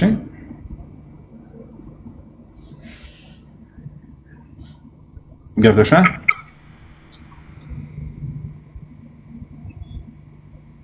አው ገብቶኛል። እሺ አመሰግናለሁ። ጀዛከላሁ መርሐባ። እሺ ኮሜንት ላይ የቁርአኗ መርያም የአሮን እህት ናት ይላል። የመጽሐፍ ቅዱስ ማርያም ደግሞ እህቱም ወንድም የላትም ይላል። ልክ ኢንሻአላህ ነው። እንግዲህ እህትም ወንድም የላትም የሚለውን ከየት እንደሆነ ያገኛችሁት አላውቅም። መጽሐፍ ቅዱስ ላይ እህትም ወንድም የላትም የሚል ቃል የለም። ይኑራት አይኑራት ምንም የሚያውቀው ነገር የለም መጽሐፍ ቅዱስ። እህት እንደው ወንድም ነው ሀሩን ብንል እንኳን ይህን ጥያቄ ነብዩ ሰለላሁ ዐለይሂ ወሰለም ራሳቸው ተጠይቀው መልሰዋል። ያ የሙሴ ወንድም ነው ወይ ሲባሉ ላይ አይደለም ብለው ተናግረዋል። ያ የስም መመሳሰል እንጂ ያንን ለማለት አይደለም ብለው ነብዩ ሰለላሁ ዐለይሂ ወሰለም ተናግረዋል። ቢሆንስ እንደው ሀሩን ወንድሟ ነው ቢል የመቃወም ሞራል አለው ወይ መጽሐፍ ቅዱስ? የመቃወም ሞራል የሚኖረው መቼ መሰላቸው? አይ ሀሩን የሚባል ወንድም የላትም ቢል ስለዚህ ያን ይቃወማል። የዛኔ ወታቻል ወይንም እንደው ጭራሽ ወንድም የላትም ብሎ ቢናገር የዛኔ መቃወም ሞራል ይኖረዋል። ከሌለውስ ምንም መረጃ በዚህ ጉዳይ ካልተናገረ መቃወም ሞራል የለውም ወንድም አይደለም ብሎ ወታቻል አይደል? ይሄ ነው።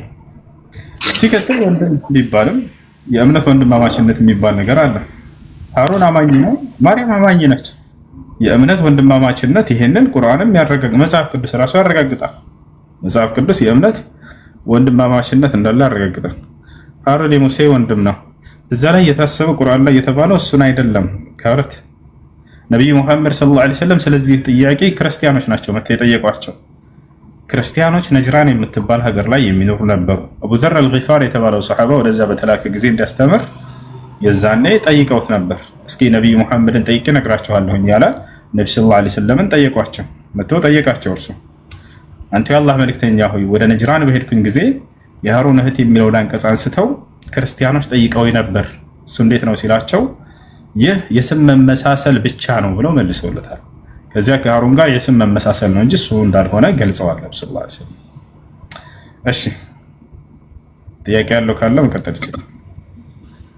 እሱ ና ቀጥል ይቻላል። አንድ ጓደኛዬ ስለ አላህ ቫት መገለጥና ለአላህ ቂያማን እንትን ምንድነው በእግር ሁለቱን እንድትስረዳ ይፈልጋል። እሺ لله سبحانه وتعالى صفة القدم وصفة الساق فلا تشابه بين صفات الله وصفات المخلوقين لله سبحانه وتعالى بحرياتوች መለኮታዊ ባህሪያቶች አሉት ብለን እናምናለን። እጆች አሉት፣ እግሮች አሉት፣ እነዚህ ነገራቶች ومنه الساق كذلك ساق بات የሚለው ለሁለት ተርጉሟል። አብዱላህ ኢብኑ አባስ ወደ እርሳቸው የሚጠቅም ተፍሲር አለ። እሱ ምንድነው ሽደት الامر ብሎ ፈስሮታል። ከባዱ ነገር በሚገለጥ ጊዜ የትንሳኤው ቀን ብሎ ተገልጾታል። እሱን ባት የሚለውን ሳቅ የሚለውን ሌላኛው ነገር ምንድነው ትክክለኛ ባት ወይንም ሳቅ የሚል ነው። እዚህ ቦታ ላይ ችግሩ ምን መሰላችሁ? እጅ ወይንም እግር ወይንም ባት አይን ሲባል ጊዜ እንደ ፍጥረታት አድርጎ ማሰቡ ላይ ነው። እንደዛ አይደለም። በእስላም የአምላክ የአላህ ባህሪያቶች ከፍጥረታት ባህሪያት ጋር በፍጹም አይገናኙም። አላህ ለምሳሌ አደምን በእጆቼ ነው የፈጠርኩት ይላል። ለከጃሉት ብለን እናምናለን። ግን እንደኛ እጆች ናቸው ወይ? አይደለም። ይሄን የምንለው እኛ ሳንሆን ራሱ ነው ያለው። በቁርአን ላይ ምን አለ? ለይሰ ከሚስሊሂ ሸይኡን ወሁወ ሰሚዑል በሲር ይላል። እኔን የሚመስል አንዳች ነገር የለም ማለት። አንዳች በሚለው ውስጥ የሰው ልጆች የሚካተታሉ። ገብተሻል? ስለዚህ ከፍጥረታት ጋር የሚመሳሰል አይደለም እሱ። ይሄ ነገር ራሳቸው የገዛ መጽሐፋቸው ላይ ያለው በደንብ አለ። መጽሐፍ ቅዱስ ላይ እግዚአብሔር እጆች አሉት፣ በእጆቹ ያጨበጭባል። እግሮች አሉት፣ በእግሮቹ ይራመዳል። ገብታችኋል አይደል? ማንኛውም የአካል የሰውነት ክፍሎች ሁሉ አሉት። መጽሐፍ ቅዱስ ላይ ሁሉም ሰውነት ክፍሎች እንዳሉት ይናገራል። በሌላ ቦታ ላይ በአዳም ላይ ያለ ሁሉ አካል፣ መልክ፣ ቅርጽ በአብም በወልድም በመንፈስ ቅዱስም ላይ አለ ይላል። በአዳም ላይ ካሉት መካከል ምን አለ ከተባለ ባት አለ፣ ብልት ሁሉ አለ፣ ያ ሁሉ አለ። ገብታችኋል አይደል? ይህ ሁሉ አለ። በአዳም ላይ ያለው ሁሉ ተብሎ ነው የተገለጸው። ገብታችኋል አይደል? ይሄን ይመስላል ለማንኛውም። ገብተሻል? አልገባኝም። እንዴት ሰላም ነው? እንዴት ነህ? ድምጽ ይሰማል? አልጨረስኩም። ሄኖክ አንድ ሁለት ጥያቄ ጠይቄ ልውጣ። እሺ እሺ፣ ቀጥይ። እሺ ያልገባሽ ምንድነው? እና አላህ ጀሃነምን ነገር ስለሚረግጠው በእግሩ ማለት ነው። በደንብ ማስረዳት ስላለብኝ ነው። አፈን ያልገባሽን ንገሪኝና ከዛ ወደ ቀጣዩ አላህ እግሩን ጀሃነምን ስለሚደፍናት እግሩን ደግሞ አስረዳኝ እኮ። እሱ አልገባሽም፣ አልተመለሰልሽም። ገና ነው ይሄ የመጀመሪያው ገብተሻል? አዎ እሱ ገብቶኛል። መልካምሽ። ሌላኛው ምንድነው? አላህ አላህ Subhanahu Wa Ta'ala የተንሳይ ቀን ጀሃነምን ያናግራታል፣ እንድትናገር ያደርጋታል። አላህ Subhanahu Wa Ta'ala መናገር የማይችሉ ገወዝ ነገራቶችን እንዲናገሩ የማድረግ ኃይል አለው። አምላክ ነው ማሱ። የዛኔ በሱረቱል እንትን ላይ ተገልጿል። ቃፍ ላይ يوم نقول لجهنم هل امتلأت وتقول هل من مزيد የሚለው ነው። ጀሃነም ያናግራታል አላህ Subhanahu Wa Ta'ala።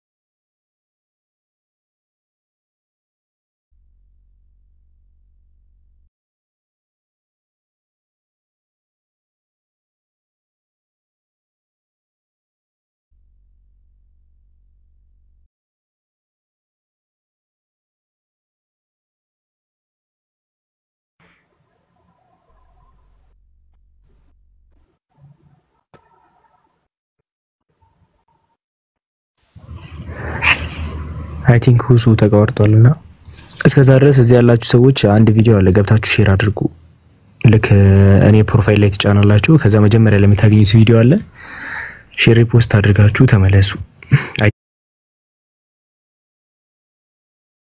ቲንክ ሲመለስ ወሱ እና ወደ ተመልሷል መሰለኝም አይ ቲንክ ተመልሳል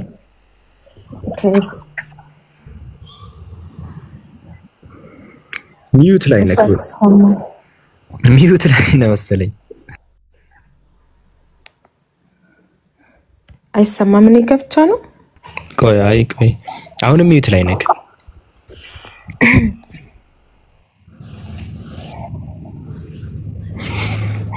የለም እስካሁን የለም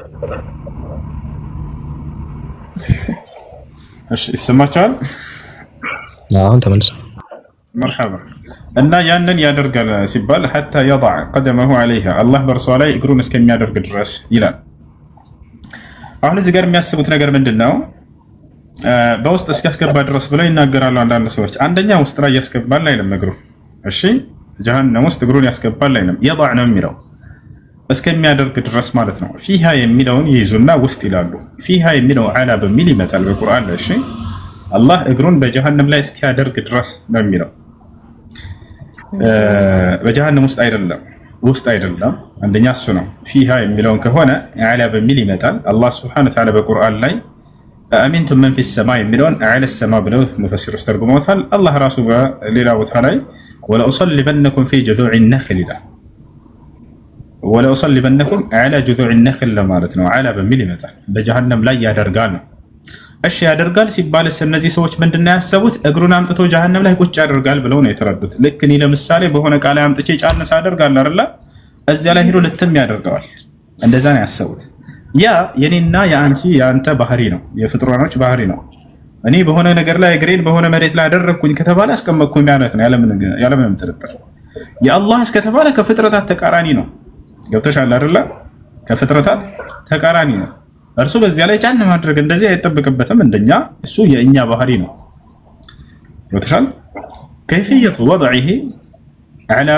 جهنم يعني قدمه سبحانه وتعالى لا يعرفها الا الله سبحانه وتعالى يعني كيفيه ወላደራረጉን እንዴት ነው የሚለውን ራሱ አላህ Subhanahu Wa Ta'ala ነው የሚያውቀው አንድ የምናውቀው ነገር ምንድነው ከኛ ጋር እንደማይመሳሰል ስለ አላህ ባህሪያት ሲናገር እነዚህን አስሎች መሰረቶች ያዙ አንደኛ የአላህ Subhanahu Wa Ta'ala ባህሪ ከፍጥረታት ባህሪ ጋር አይመሳሰልም አንዴ ሁለተኛ የዚያን ባህሪውን ከይፍያውን ራሱ ነው የሚያውቀው ሁለተኛ ይሄ ስለዚህ ሶስተኛ የእርሱን ባህሪ ከኛ ባህሪ ጋር ማመሳሰል ኩፍር ነው ክህደት ነው ይሄን ሶስቱን መሰረት አስሎች ልታውቁ ይገባል ወታች አላረላ ይሄን ያለው ማን ነው ከተባለ ራሱ ቁርአን ላይ አላህ በቁርአን ላይ ስራ ባህሪያቶች ሲነግረን ليس كمثله شيء ይላል وهو السميع البصير እኔን የሚመስል አንዳች ቅንጣት ነገር የለም ማለት አንዳች ቅንጣት በሚለው ውስጥ የሰው ልጆችን ባህሪ ይጠቃልላል አይሻርላ የፍጥረታት ባህሪ ከፈጣሪ ባህሪ ጋር በፍጹም አይመሳሰልም አላህ በእርሷ ላይ ጀሃነምን ያደርጋል ሲባል ጊዜ እኔ መጥቼ የሆነ ቃል ላይ ጫን እንደማደርገው አይደለም በፍጹም ወታቻው ያንን ከይፍያውን ማን ነው የሚያውቀው አላህ Subhanahu Wa Ta'ala ይሄን ይመስላል ገብተሻል አሁን ወደ እነሱ መጽሐፍ እንሄድላቸው ወደ እነሱ መጽሐፍ ስንሄድ ግን እግዚአብሔር በሲኦል ውስጥ ነው የሚኖረው ገሃነም ውስጥ ይኖራል አብዱል ከሪም አንዳውጣና ሳያቸው በገሃነም ውስጥ ነው እግዚአብሔር ያለው እግዚአብሔር በዙፋኑ ላይ ያና እዚህ ጋር ወዲላቸዋል ብዙ ከዛ በፊት ግን እኮ እንትን የእግዚአብሔር እግሩ ታይቷል እኮ ሰዎች አይተውታል ይመሳሰላል ከሰዎች ጋር ምክንያቱም እንትን ኦሪት ዘጸአት ምዕራፍ 24 ላይ ካያችሁት ቁጥር 9 ላይ ሙሴ አሮን አብርሃምን ከእስራኤል 70 ሽማግሌዎች ወጥተዋል የእስራኤልን ማምላክ አዩ ከእግሩም በታች አለ ከእግሩ እየታየ ከእግሩም በታች እንደ ሰማይ መልክ የሚያበራ ሰምፔር ድንጋይ የሚመስል ወለል ነበር ስለዚህ እግሩ አለ ከዛ ወለል አለ እግሩና ወለል ይታይ ነበር ሰዎች እግሩና ወለል አይተዋል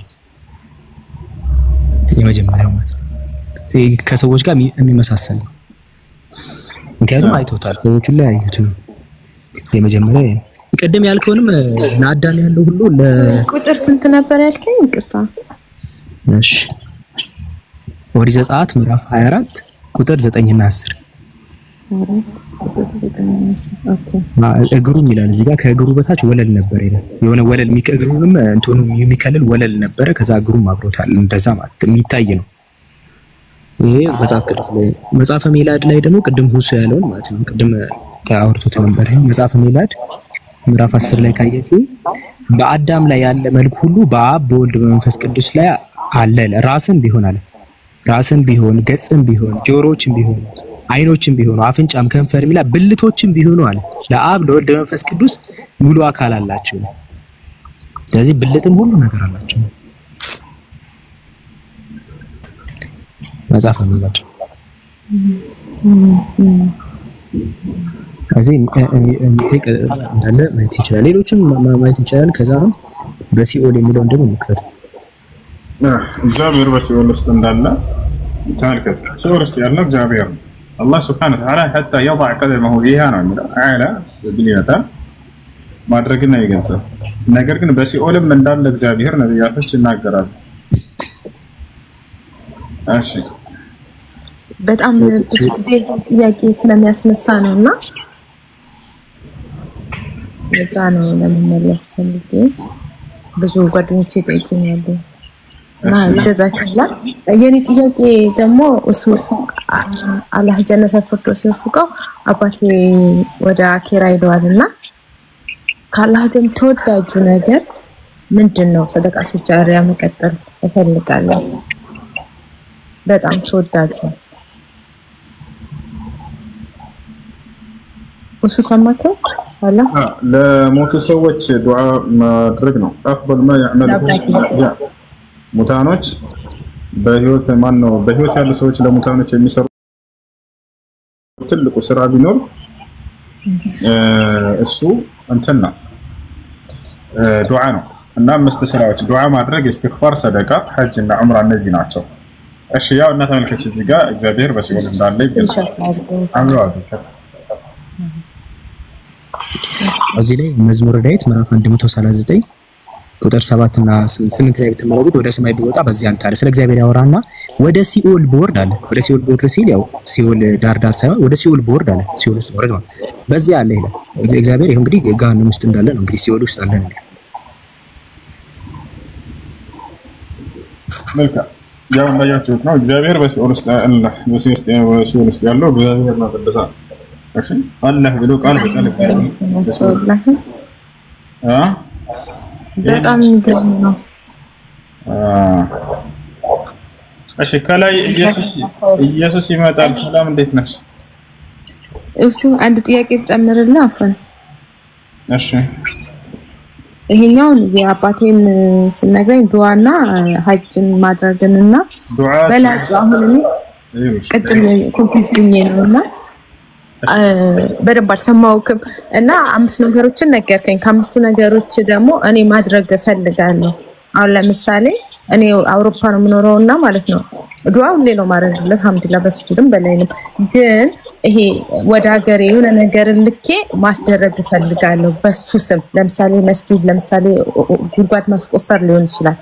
በላጩ ምንድነው? ምን ላርግለት? ሁለታቸውም በላጭ ናቸው። እህት ውሃ ማስወጣትም መስጂድ ለሌላቸው ሰዎች መስጂድ ማሰራት በጣም በላጭ ነገር ነው። ሰዎች በሰገዱ ቁጥር ይሄው አጅሮ ይሄድለታል።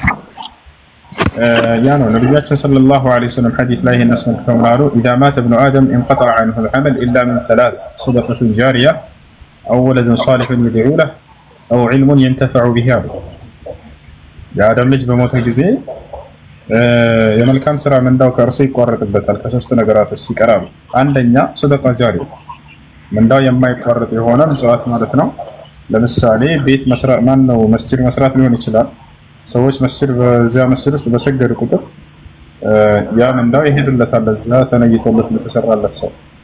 ልክ እንዲሁ ደግሞ ውሃ በታስወጩለት ውሃ በጠጡ ቁጥር ሰዎች አጅር ያገኛሉ። ቁርአን ገዝታችሁ መስጂድ ውስጥ ቁርአን ለሌላቸው ሰዎች ብትሰጡ አጅር ነው አጅር ያስገኛል። ወጣቻለ አይደል? ይሄን ይወሳሽ ብቻልሽ አልጨረስኩም አፎን እና ደግሞ እናቴ በሐያት አለችና በወላጄ ስም አድርጌ ለሁለቱ ሰምዬ ማድረግ እችላለሁ? ይቻላል። ተዛከለ አንድ ጥያቄ ብቻ ልጨርስ ለምጥሻ እዚህ ሀገር አሁን ስንኖር ቻሪቲ የሚባል ነገር አለ። ከቻሪቲ የምንገዛው ልብስ ማለት ነው። አሁን ለምሳሌ አንዳንዴ አሪፍ ልብስ እናገኝና ማለት ነው ግን ይሄ ልብስ የምንገዛው የክርስቲያኖች ልብስ ነው። እነሱን ልብሶች አምጥተን አጥበን በደንብ አድርገን ተኩሰን አድርገን በዛ ልብስ መስገድ እንችላለን? ይቻላል። የእምነት መገለጫ ምልክቶች እስከሌለባቸው ድረስ መስቀል ምናምን ካለው እንዲህ ከሆነ የእምነት መገለጫ አልባሳት ከሆነ አይሆንም። እሺ ጀዛከላህ ኸይር። ሰላም አለይኩም። ወአለይኩም ሰላም። አይ መስገን እንዴት ነው? ሰላም ነው አለን አልሐምዱሊላህ። እሺ ጥያቄ አለ? ጥያቄ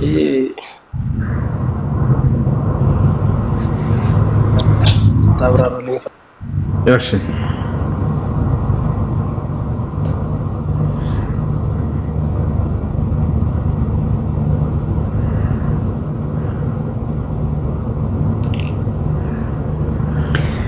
እሺ ሚዩት ላይ ነህ፣ አይሰማም እየተናገርክ ከሆነ ታላቁ።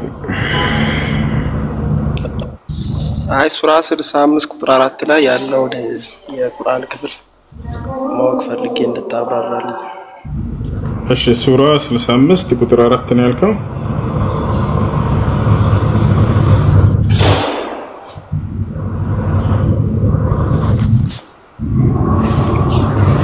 ሱራ 65 ቁጥር 4 አይደለ? እሺ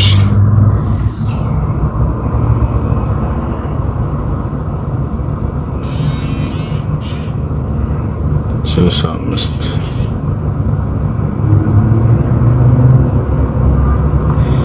እሺ ቁጥር 4 ጥሩ ጥያቄ።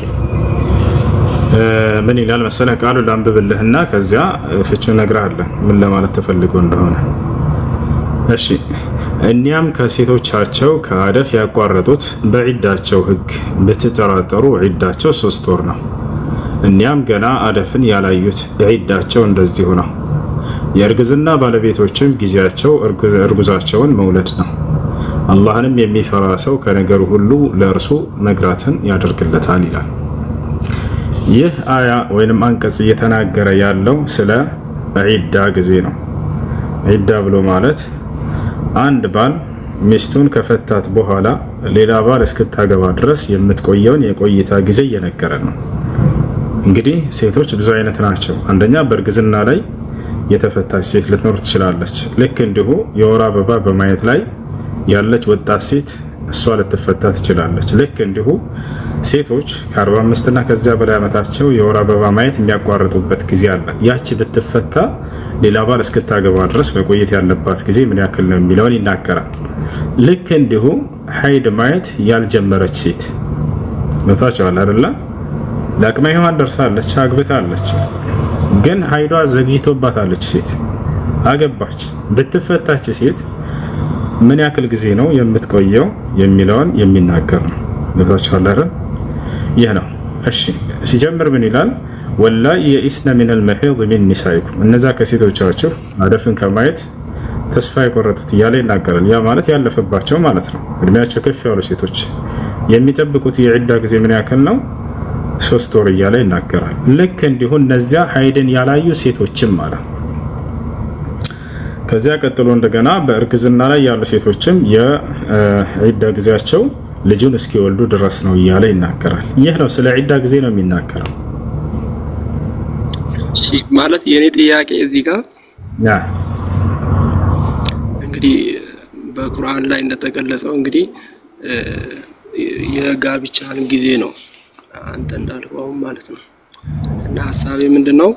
እስልምና የወር አበባ ያላዩ ሴቶችን ማግባትና እንዲሁም ደግሞ ከነሱ ጋር ግንኙነት ማድረግን ይፈቅዳል እንደማለት ነው ሐሳብ። የቁርአን ሐሳብ ማለት ነው አይደለም። ይህ እያስቀመጠ ያለው በዚህ ጊዜ ታግባ የሚል ህግን እየደነገገ ሳይሆን በቁርአንም በሐዲስም ላይ ሴት ልጅ በዚህ እድሜዋ ታግባ የሚል ድንጋጌ የለም። ግን ካገቡ እነዚህ ሴቶች ይሄን ህግ ማስቀመጥ አለበት። ገብቷል አይደል? ከፈለገ በ50 ዓመት ማግባት ትችላለች ሴት ልጅ። በዚህ ዓመት ማግባት አለባት ብሎ አላህ እዚህ እየተናገረ አይደለም። ገብቷል?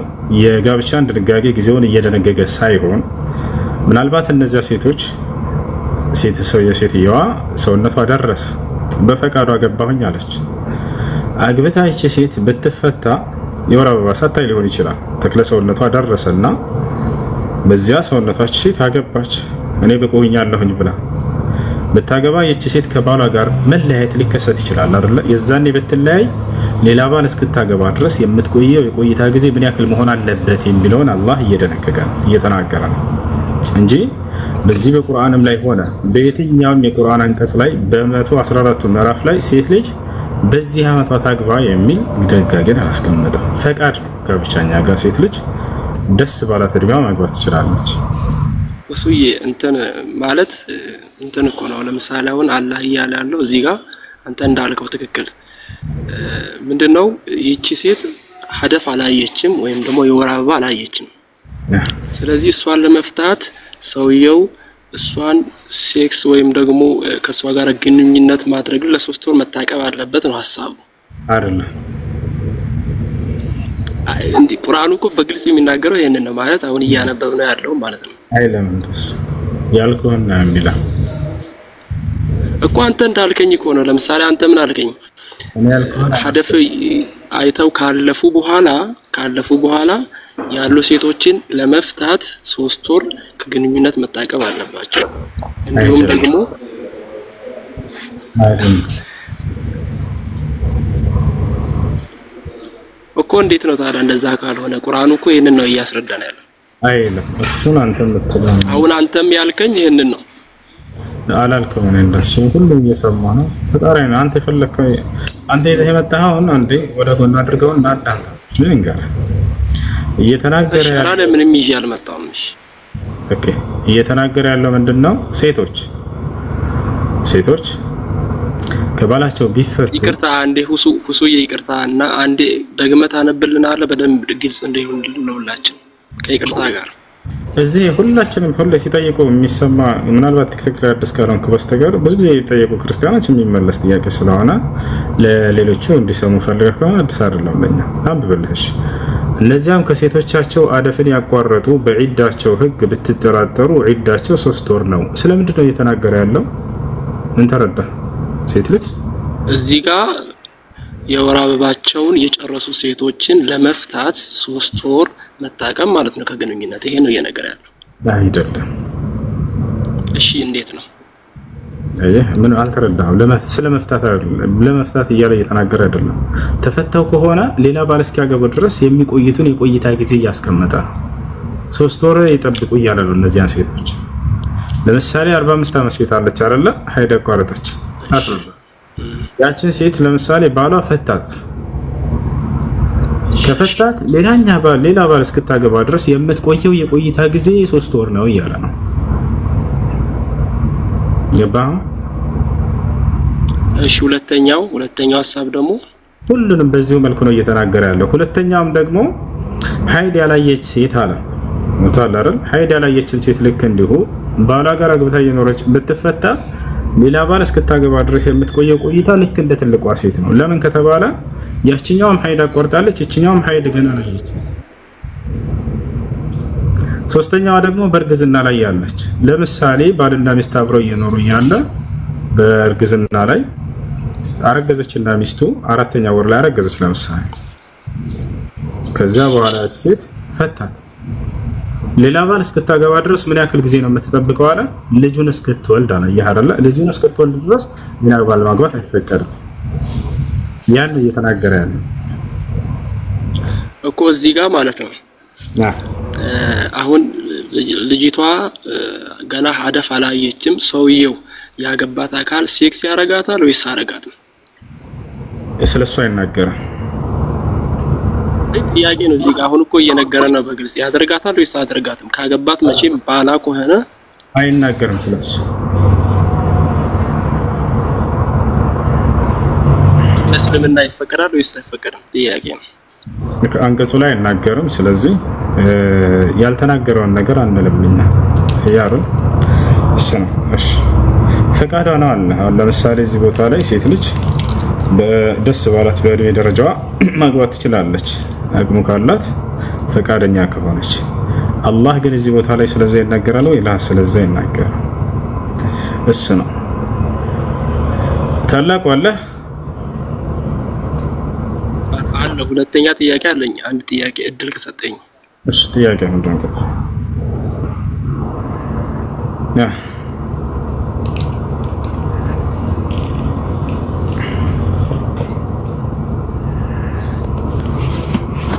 እሺ ሱራ 2:230 ላይ ያለውን ሐሳብ ሱራ 2:230 እሺ ጥያቄን ጠይቀን ችግር የለም በስ ላይ ሐሳብ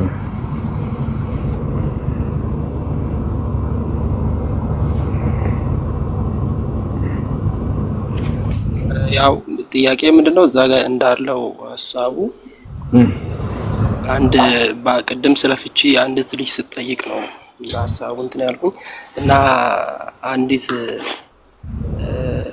ባልና ሚስት ከተፋቱ በኋላ ያሉን ሐሳብ ያነሳል ያው ቁርአኑ ማለት ነው እና ሁለተኛ ከሱ ጋራ ለመገናኘት ከፈለገች ያለውን ሐሳብ ማለት ሌላ ባል ማግባት እንዳለባት ይገልጻል። ይሄ ሐሳብ እንዴት ይታያል በቁርአን ላይ ማለት በእስልምና አስተምሮ? ከሱ ጋር ለመመለስ አይልም አየህ አይደለ? ከሱ ጋር ለመመለስ አይልም። አንብብልን እስቲ አንድ ጊዜ አነብልሃለሁ ግን እሱን ስለማይና አሁን እዚህ ቦታ ላይ ለመመላለስ ሳይሆን ቆይ ላሳየህ። ለእርሱ አትበቃለትም ሌላ ባል እስካላገባሽ ድረስ ነው የሚለው። ያንን ለመመላለስ ታግባ የሚል ሐሳብ ያነሱና ይነግሯቸዋል። ስህተት ነው እንደዛ ይልም አንቀጹ እኔ ስለማውቀው ነው። ላንብብልህ አውጥቼ فإن طلقها فلا تحل له من بعد حتى تنكح زوجا غيره ነው የሚለው አሳየህ።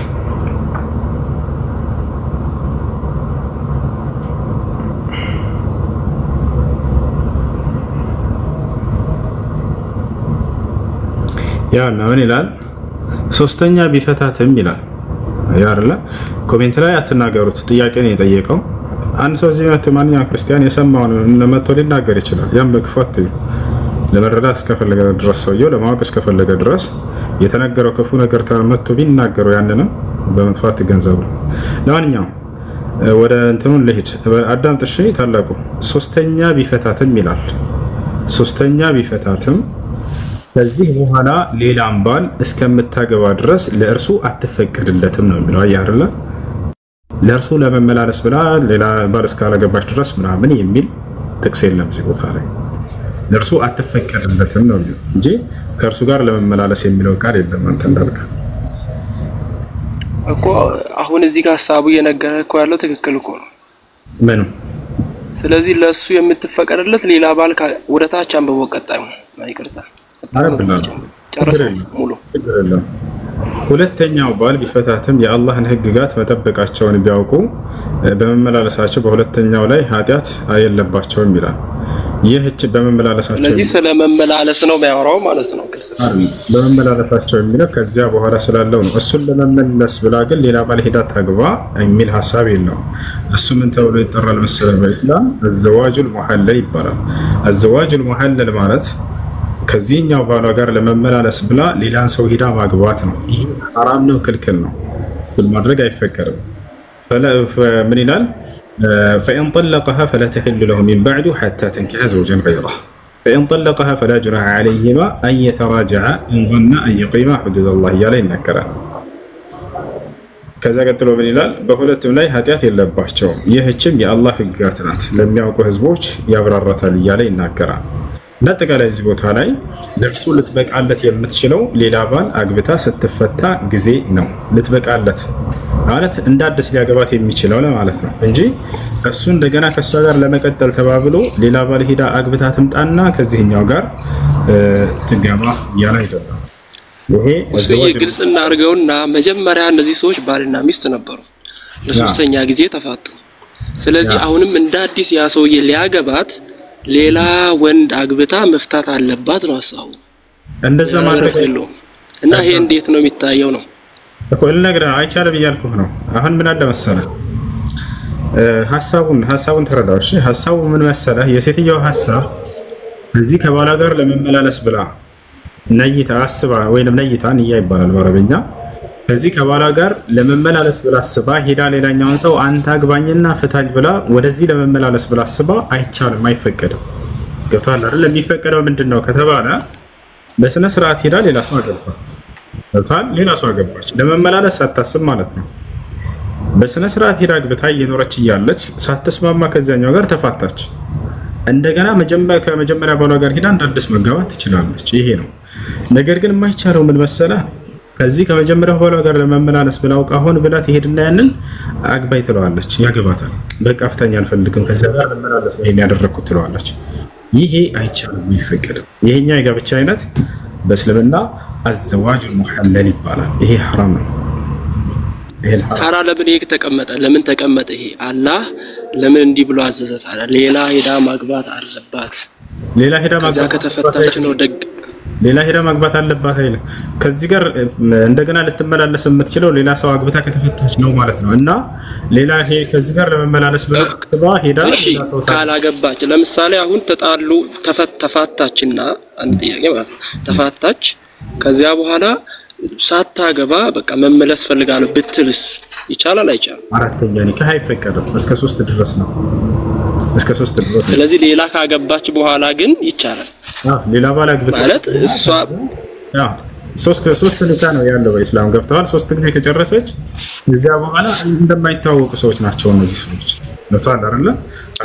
ስለዚህ አሁን እኮ በቃ ጥያቄና ግን ማለት ምላሽን ተረድቻለሁ ማለት እኮ ይሄን ነው በቃ ያው ነው ያልተዋጠልኝ እንደ አንድ ሰው ኖርማል ከሃይማኖት አንፃርም ባናየው ማለት እንደ ክርስትናም እንደ እስልምናም እንደምንም ባናየው ሰው እንኳን ብንሆን ሰው ተጣልቶ እንደገና ልመለስ ልታረቅ ቢል ሌላ መስፈርት ሌላ ቦታ እንደዚህ እንዲሄድ ማዘዙ እንደ ሎጂክ ዝም ብለን በሰውኛ ብናየው ትክክል ነው ወይ የሚለው ነገር ስናየው ምን ይመስላል አንተ እይታ ማለት ከሃይማኖት ውጣና ይሄን ዝም ብለህ ተመነ ብታየው አንድ ከሃይማኖት አይደለም እንወጣ ሃይማኖት እኛ የሃይማኖት ባለቤቶች ነን አንተም እንደ ሃይማኖት ነው የምትዳኛው እኛም እንደ ሃይማኖት ነው ገብቷል አምላክ የደነገገውን ድንጋጌ ካልተከተልንማ የእምነት ባለቤቶች አይደለንም በነገራችን ላይ በዚህ ጉዳይ መጽሐፍ ቅዱስ ምን እንዳስቀመጠ ተነግረናለሽ መጽሐፍ ቅዱስ ላይ እንሄዳለን ችግር የለውም ከእስላም ያለውን ብቻ እናስረዳ ተዋጠልህም አልተዋጠልህም እሱ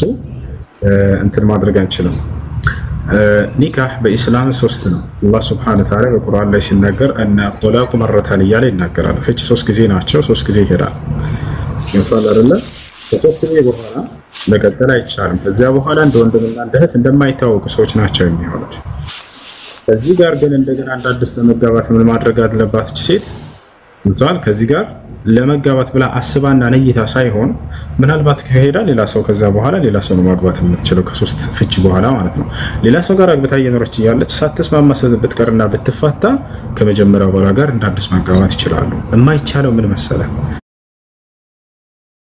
ከዚህ ጋር ለመመለስ ብላ አስባሁም ብላ ትሄድና ሌላኛውን ሰው አንተኒ ካሰራልኝና ከዛ ከባሌ ጋር እንድመላለስ ብላ ማንተ ማድረግ አይቻልም ይሄ ነው እንዳውም ስተት ሊሆን የሚገባው እንዴት መሰለ لا يجوز النكاح يتطلق ይባላል ፍቺን አስበህ ኒካ ማድረግ እንደው ይሄ እንደ ሎጂክ እንዳከሄድክ ትክክል ነው ብለህ ታምንበታለህ አንተ ፍቺን አስበህ ለመለያየት አስበህ ጥምረትን መፍጠር ከሰው ጋር ትክክል ነው ይሄ ትክክል አይደለም አይደል እሱ አስበህ የሚል ነገር እኮ የለውም የሴትዮዋን ሐሳብ ማን ያውቀዋል ያን ነው ሐሳብ እንዴት ሊታወቅ ይችላል እሱ ነው የማይቻለው ገብቷል አይደል እሱ አዘዋጅ المحلل ይባላል ይሄንን ይከለክላል ኢስላም ገብቷል አይደል ያንን ያቄቆ አሰበችም አላሰበችም ያለኔ ጉዳይ አይደለም አሰበችም አላሰበችም ግን ድርጊቱን ነው እያልኩ ያለሁት ጉዳይ ካለና አጠይቃት አይደል ጉዳይ ካለና እኮ ድርጊቱ ሐሳባውን ተውና ድርጊቱን ነው እየጠየቁ ያለሁት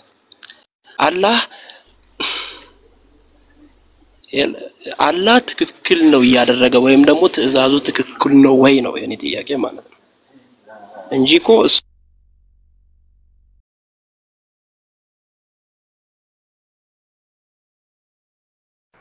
እሺ ይሰማል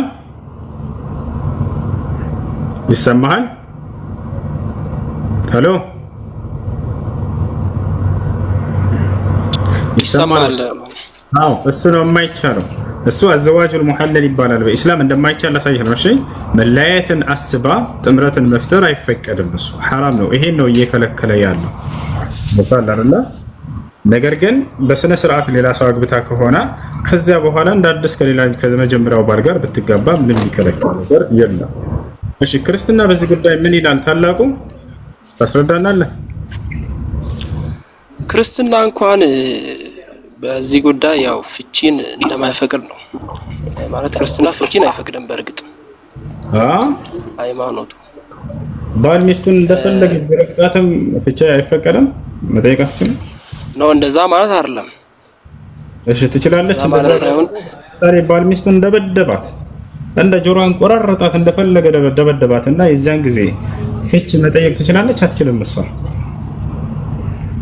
ፍቺ መጠየቅ ትችላለች ከዝሙት በስተቀር ፍቺን መጠየቅ እንደማይቻል ኢየሱስ ክርስቶስ ተናግሯል አይደል አዎ ስለዚህ ዝሙት በዝሙት እቺ ሴት ምንም የለባትም ግን በቃ ዝም ብሎ ደበደባት ፍቺ መጠየቅ ይቻላል ማለት ባለው ሁኔታ መጠየቅ ትችላለች ማለት ማይመለስ ተመክሮ እንትን ማይል ከሆነ መጠየቅ ትችላለች ማስረጃ ሳይን እንደምትችል ከዝሙት ውጭ ሌላ ምክንያት ተቀምጦ ከሆነ መጽሐፍ ቅዱስ ላይ አሳየን ማስረጃ ማለት ዝሙት ማለት ምንድነው በመጽሐፍ ቅዱስ ለምሳሌ ማለት ከእግዚአብሔር ሕግ መውጣት ዝሙት ነው ማን ደስ ብሎ ተጣጣ መጽሐፍ ቅዱስ ይነግረናል ይሄንን እሺ አሳየን እሺ ና ትልቁ ላይ ነው ከፍታ አሳየን አሁን መረጃውን አላስኩም ቅርታ አድርግኝ ስልክ ብቻ ነው ያስኩት እንዳጋጣሚ ነገርኩት እኔ መጽሐፍ ይዣና አሳየን ከዝሙት ውጭ ሌላን ምክንያት አስቀምጦ ከሆነ ለፍቺ መጽሐፍ ቅዱስ አንድ ምክንያት አሳየን እኮ ነገርኩ እኮ ዝሙት ነው ይሄ ከእግዚአብሔር ሚስት ባሉን ይውደድ ባለው ሚስትን ይውደድ ብሏል ጥያቄው ከእግዚአብሔር ሕግ ስትወጣ ዝሙት ማእሺ መደብደብና መምታት ይሄ ዝሙት ነው ለመጽሐፍ ቅዱስ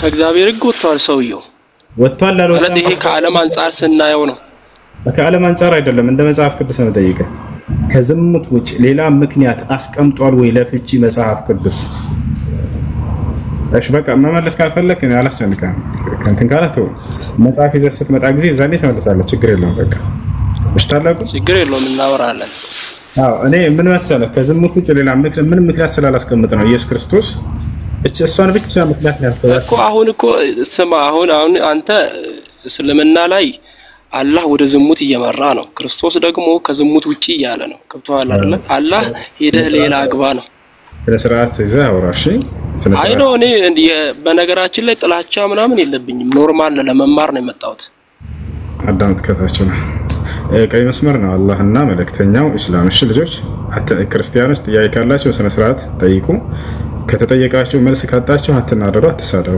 እሺ በስነ ስርዓት አውሩ አላህና መልእክተኛ እኛን ተሳደቡ ችግር የለውም ደስ ካላችሁ መሳደብ ማለት ነው እሱም ጥሩ አይደለም አይጠቅማችሁም ለታችሁ አይደል አምላክና ነብያት ሃይማኖት ግን አትሳደቡ እሺ አትሳደቡ የኮሜንት ላይ እንድትሰዳደቡ ትሆናላችሁ ሙስሊሞች ማንንም ሰው መጥቶ ቢሳደብ አጸፋዊ ምላሽ ስድብ አትመልሱ ለማንም አይጠቅም እስኪ ከዚህ ዓለም ውጡ እስኪ ማን ነው እንዲያስተማራችሁ ማን ነው ጭቅላታችሁን ይበረዘው ድሮ አትሳደቡ ነበር ጠይቃል ካወቀ ይመልሳል ካላወቀ እናስጨንቀህ ማልከው ተቻይ ነበር አላህ መልእክተኛው ኢስላም አትሳደቡ ማንኛውም ሰው ማንንም እንዳይሳደብ የሌላን እምነት እንዳትሳደቡ የሌላ እምነት ከፍ አድርጎ የሚያየው አካል ካለ ያንን አትስደውበት መጽሐፉ ላይ ባለው መረጃ ብቻ መወያየት መነጋገር እሺ ከላይ ሰላም እግዚአብሔር እረኛዬ ነው የሚለው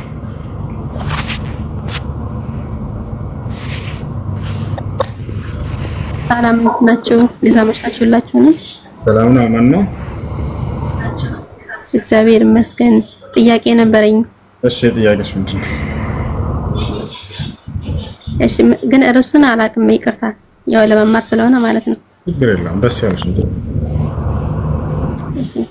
አላህ ባታለው የሚባለው ነገር እውነት ነው ወይስ እንዴት ነው የምናየው ነካንስ አላህ Subhanahu Wa Ta'ala በቁርአን ላይ يوم يكشف عن ساق ይላል ባት በሚገለጥ ጊዜ ይላል እሱ በሁለት መንገድ ተፈስሯል አብዱላህ ኢብኑ አባስ ሲናገር ሽደት الامر ብሎ ፈስሮታል ከባዱ ነገር ወይንም ከባዱ ጊዜ ትንሳኤ ቀን ያ ከባዱ ጊዜ በሚገለጥ ጊዜ ብሎ ፈስሮታል ሁለተኛው ደግሞ ባት በሚል ነው አላህ Subhanahu Wa Ta'ala له صفة القدم አላህ Subhanahu Wa Ta'ala እግሮች አሉት እጆች አሉት ብለን እናምናለን ነገር ግን እነዚህ ሲባል ጊዜ በደንብ ልታውቁ የሚገባው ነገር ከፍጥረታት ጋር የሚመሳሰል አይደለም አሁን ችግሩ ምን መሰላችሁ እጅ ሲባል ልክ ከሰው እጅ ጋር እናመሳስላለን እንደዚያ ከሆነ አይደለም አላህ ወታቻል አዳምን በእጆቹ የፈጠርኩት ሲል እጅ ያለው ብለን እናምናለን ነገር ግን እጆቹ እንደ ሰው ናቸው ወይ አይደለም አላህ ስብሐነሁ ወተዓላ ለሁ ሲፈቱል ቀደም እግር አለ ሲባል ጊዜ ልክ እንደ ሰዎች እግር ነው ወይ? አይደለም። የሰዎችን እያስታወስን ከዚያ ጋር የሚመሳሰል አይደለም። እኔ ማንንም አልመስልም ብሎ ስለዘጋው ማለት ነው። የቱ ጋር ነው ያለው ከተባለ አላህ 5 ቦታ ላይ ይነግረናል። ሱራ ሹራ ላይ ሲናገር ለይሰ ከሚስሊሂ ሸይኡን ወሁወ ሰሚዑል በሲር ይላል። እኔን የሚመስል አንዳች ነገር የለም አለ። እኔ ሰሚና ተመልካች ነኝ አለ። አየሽ አይደል? እኔን የሚመስል አንዳች የለም ሲል አንዳች በሚለው ውስጥ የሰው ልጆችም ይጠቃለላሉ። ከሰው ልጆች ባህሪ ጋር የሚመሳሰል ባህሪ የለውም እርሱ። በሌላ ቦታ ላይ ምን ይላል? ሀል ተዕለሙ ለሁ ሰሚያ ይላል። ለመሆኑ ለእኔ መኩሼ ታውቅልኛለህን ይላል። ከፍጥረታቶቹ ማንም እርሱን መኩሼ የሚሆነው የለም፣ የሚመስለው የለም። በሌላ ቦታ ላይ አላህ ሲናገር ፈላ ተድሪቡ ሊላሂ አልአምሳል ይላል። ለእኔ ለአምላካችሁ ለአላህ አምሳያ አታድርጉልኝ የሚመስለኝ የለምና አለ። በሌላ ቦታ ላይ ምን ይላል? ሀል ተዕለም ወለም የኩን ለሁ ኩፉወን አሐድ ይላል። ለእኔ አንዳችም እንኳን ቢጤ የለኝም እያለ ይናገራል። ይህ ነው። ልክ ለምሳሌ መጽሐፍ ቅዱስ ላይ አለ እግዚአብሔር እግሮች አሉት፣ በእግሮቹ እንደሚረማመድ ተቀምጧል። ስለ አዲስ ኪዳን ኢየሱስ ክርስቶስን አይደለም እያወራኝ ያለሁት፣ በስጋ ሳይገለጽ በፊት በብሉይ ኪዳን ስላለው አምላክ በታች አለ አይደለ? እጆች አሉኝ በእጆቼ አጨበጭባለሁ ይላል እግዚአብሔር። ኦኬ፣ ልክ እንደ ሰው እንዲህ ያጨበጭባል ማለት ነው ወይ? አላውቅም። አያቸው አይደለ? መጽሐፍ ላይ እግዚአብሔር እጆች አሉት በእጆቹ ያጨበጭባል፣ እግሮች አሉት በእግሮቹ ይራመዳል። ከንፈር አለው እግዚአብሔር እንደ መጽሐፍ ቅዱስ፣ በከንፈሮቹ ያፏጫል ይላል መጽሐፍ ቅዱስ። ያፏጫል ይላል። ይታቻል። ምላስ አለው፣ ሁሉ ነገር እንዳለ የሰውነት ክፍሎች አሉት። ያ በአዳም ላይ ያለው ሁሉ በአብም በወልድም በመንፈስ ቅዱስም ላይ አለ ይላል ሁሉ መጽሐፍ። በአዳም ላይ ያለ መልክ ሁሉ ይላል። በአዳም ላይ ያለ እንግዲህ ብልት ሳይቀር አለ አይደለ? በአብም በወልድም በመንፈስ ቅዱስም ላይ አለ እያለ ይናገራል። ባትም ሳይቀር አለው ማለት ነው እግዚአብሔር። ምክንያቱም በአዳም ላይ ባት አለ። ነገር ግን እንደ ሰው ይመስላል ወይ ከተባለ አይደለም። ፈጣሪና ሰው አይገናኝም። ይሄ ነው ይፈቻላል። እናንተ ይሄንን ለማንቋሸሽ ብለው ይነግራቸዋል። እና በራሳቸው ላይ ያለ ነገር ነው እኮ። ነገር ግን ፈጣሪና ሰውን ማመሳሰል አይሆንም፣ አይቻልም። ማስረጃ የምትሉ ሰዎች ላሳያቸው። ማስረጃ የምትሉ ሰዎች ላሳያቸው።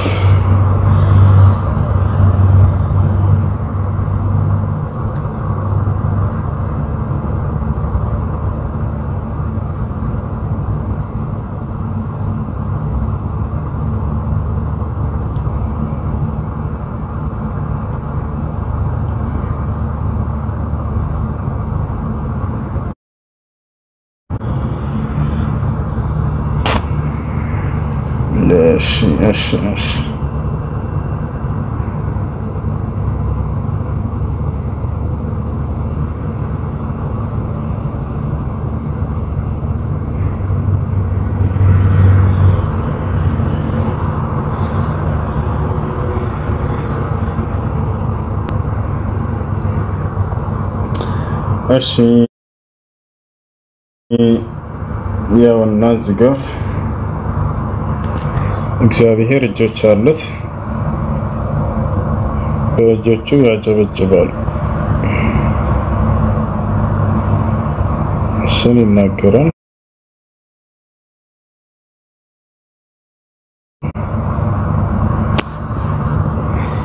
ያውና እዚህ ጋር ላሳያችሁ።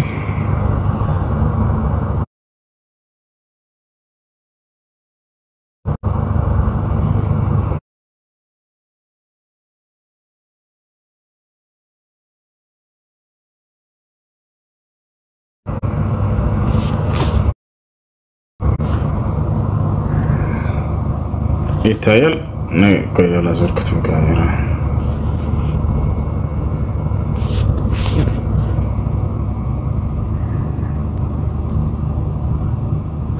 ይታያል።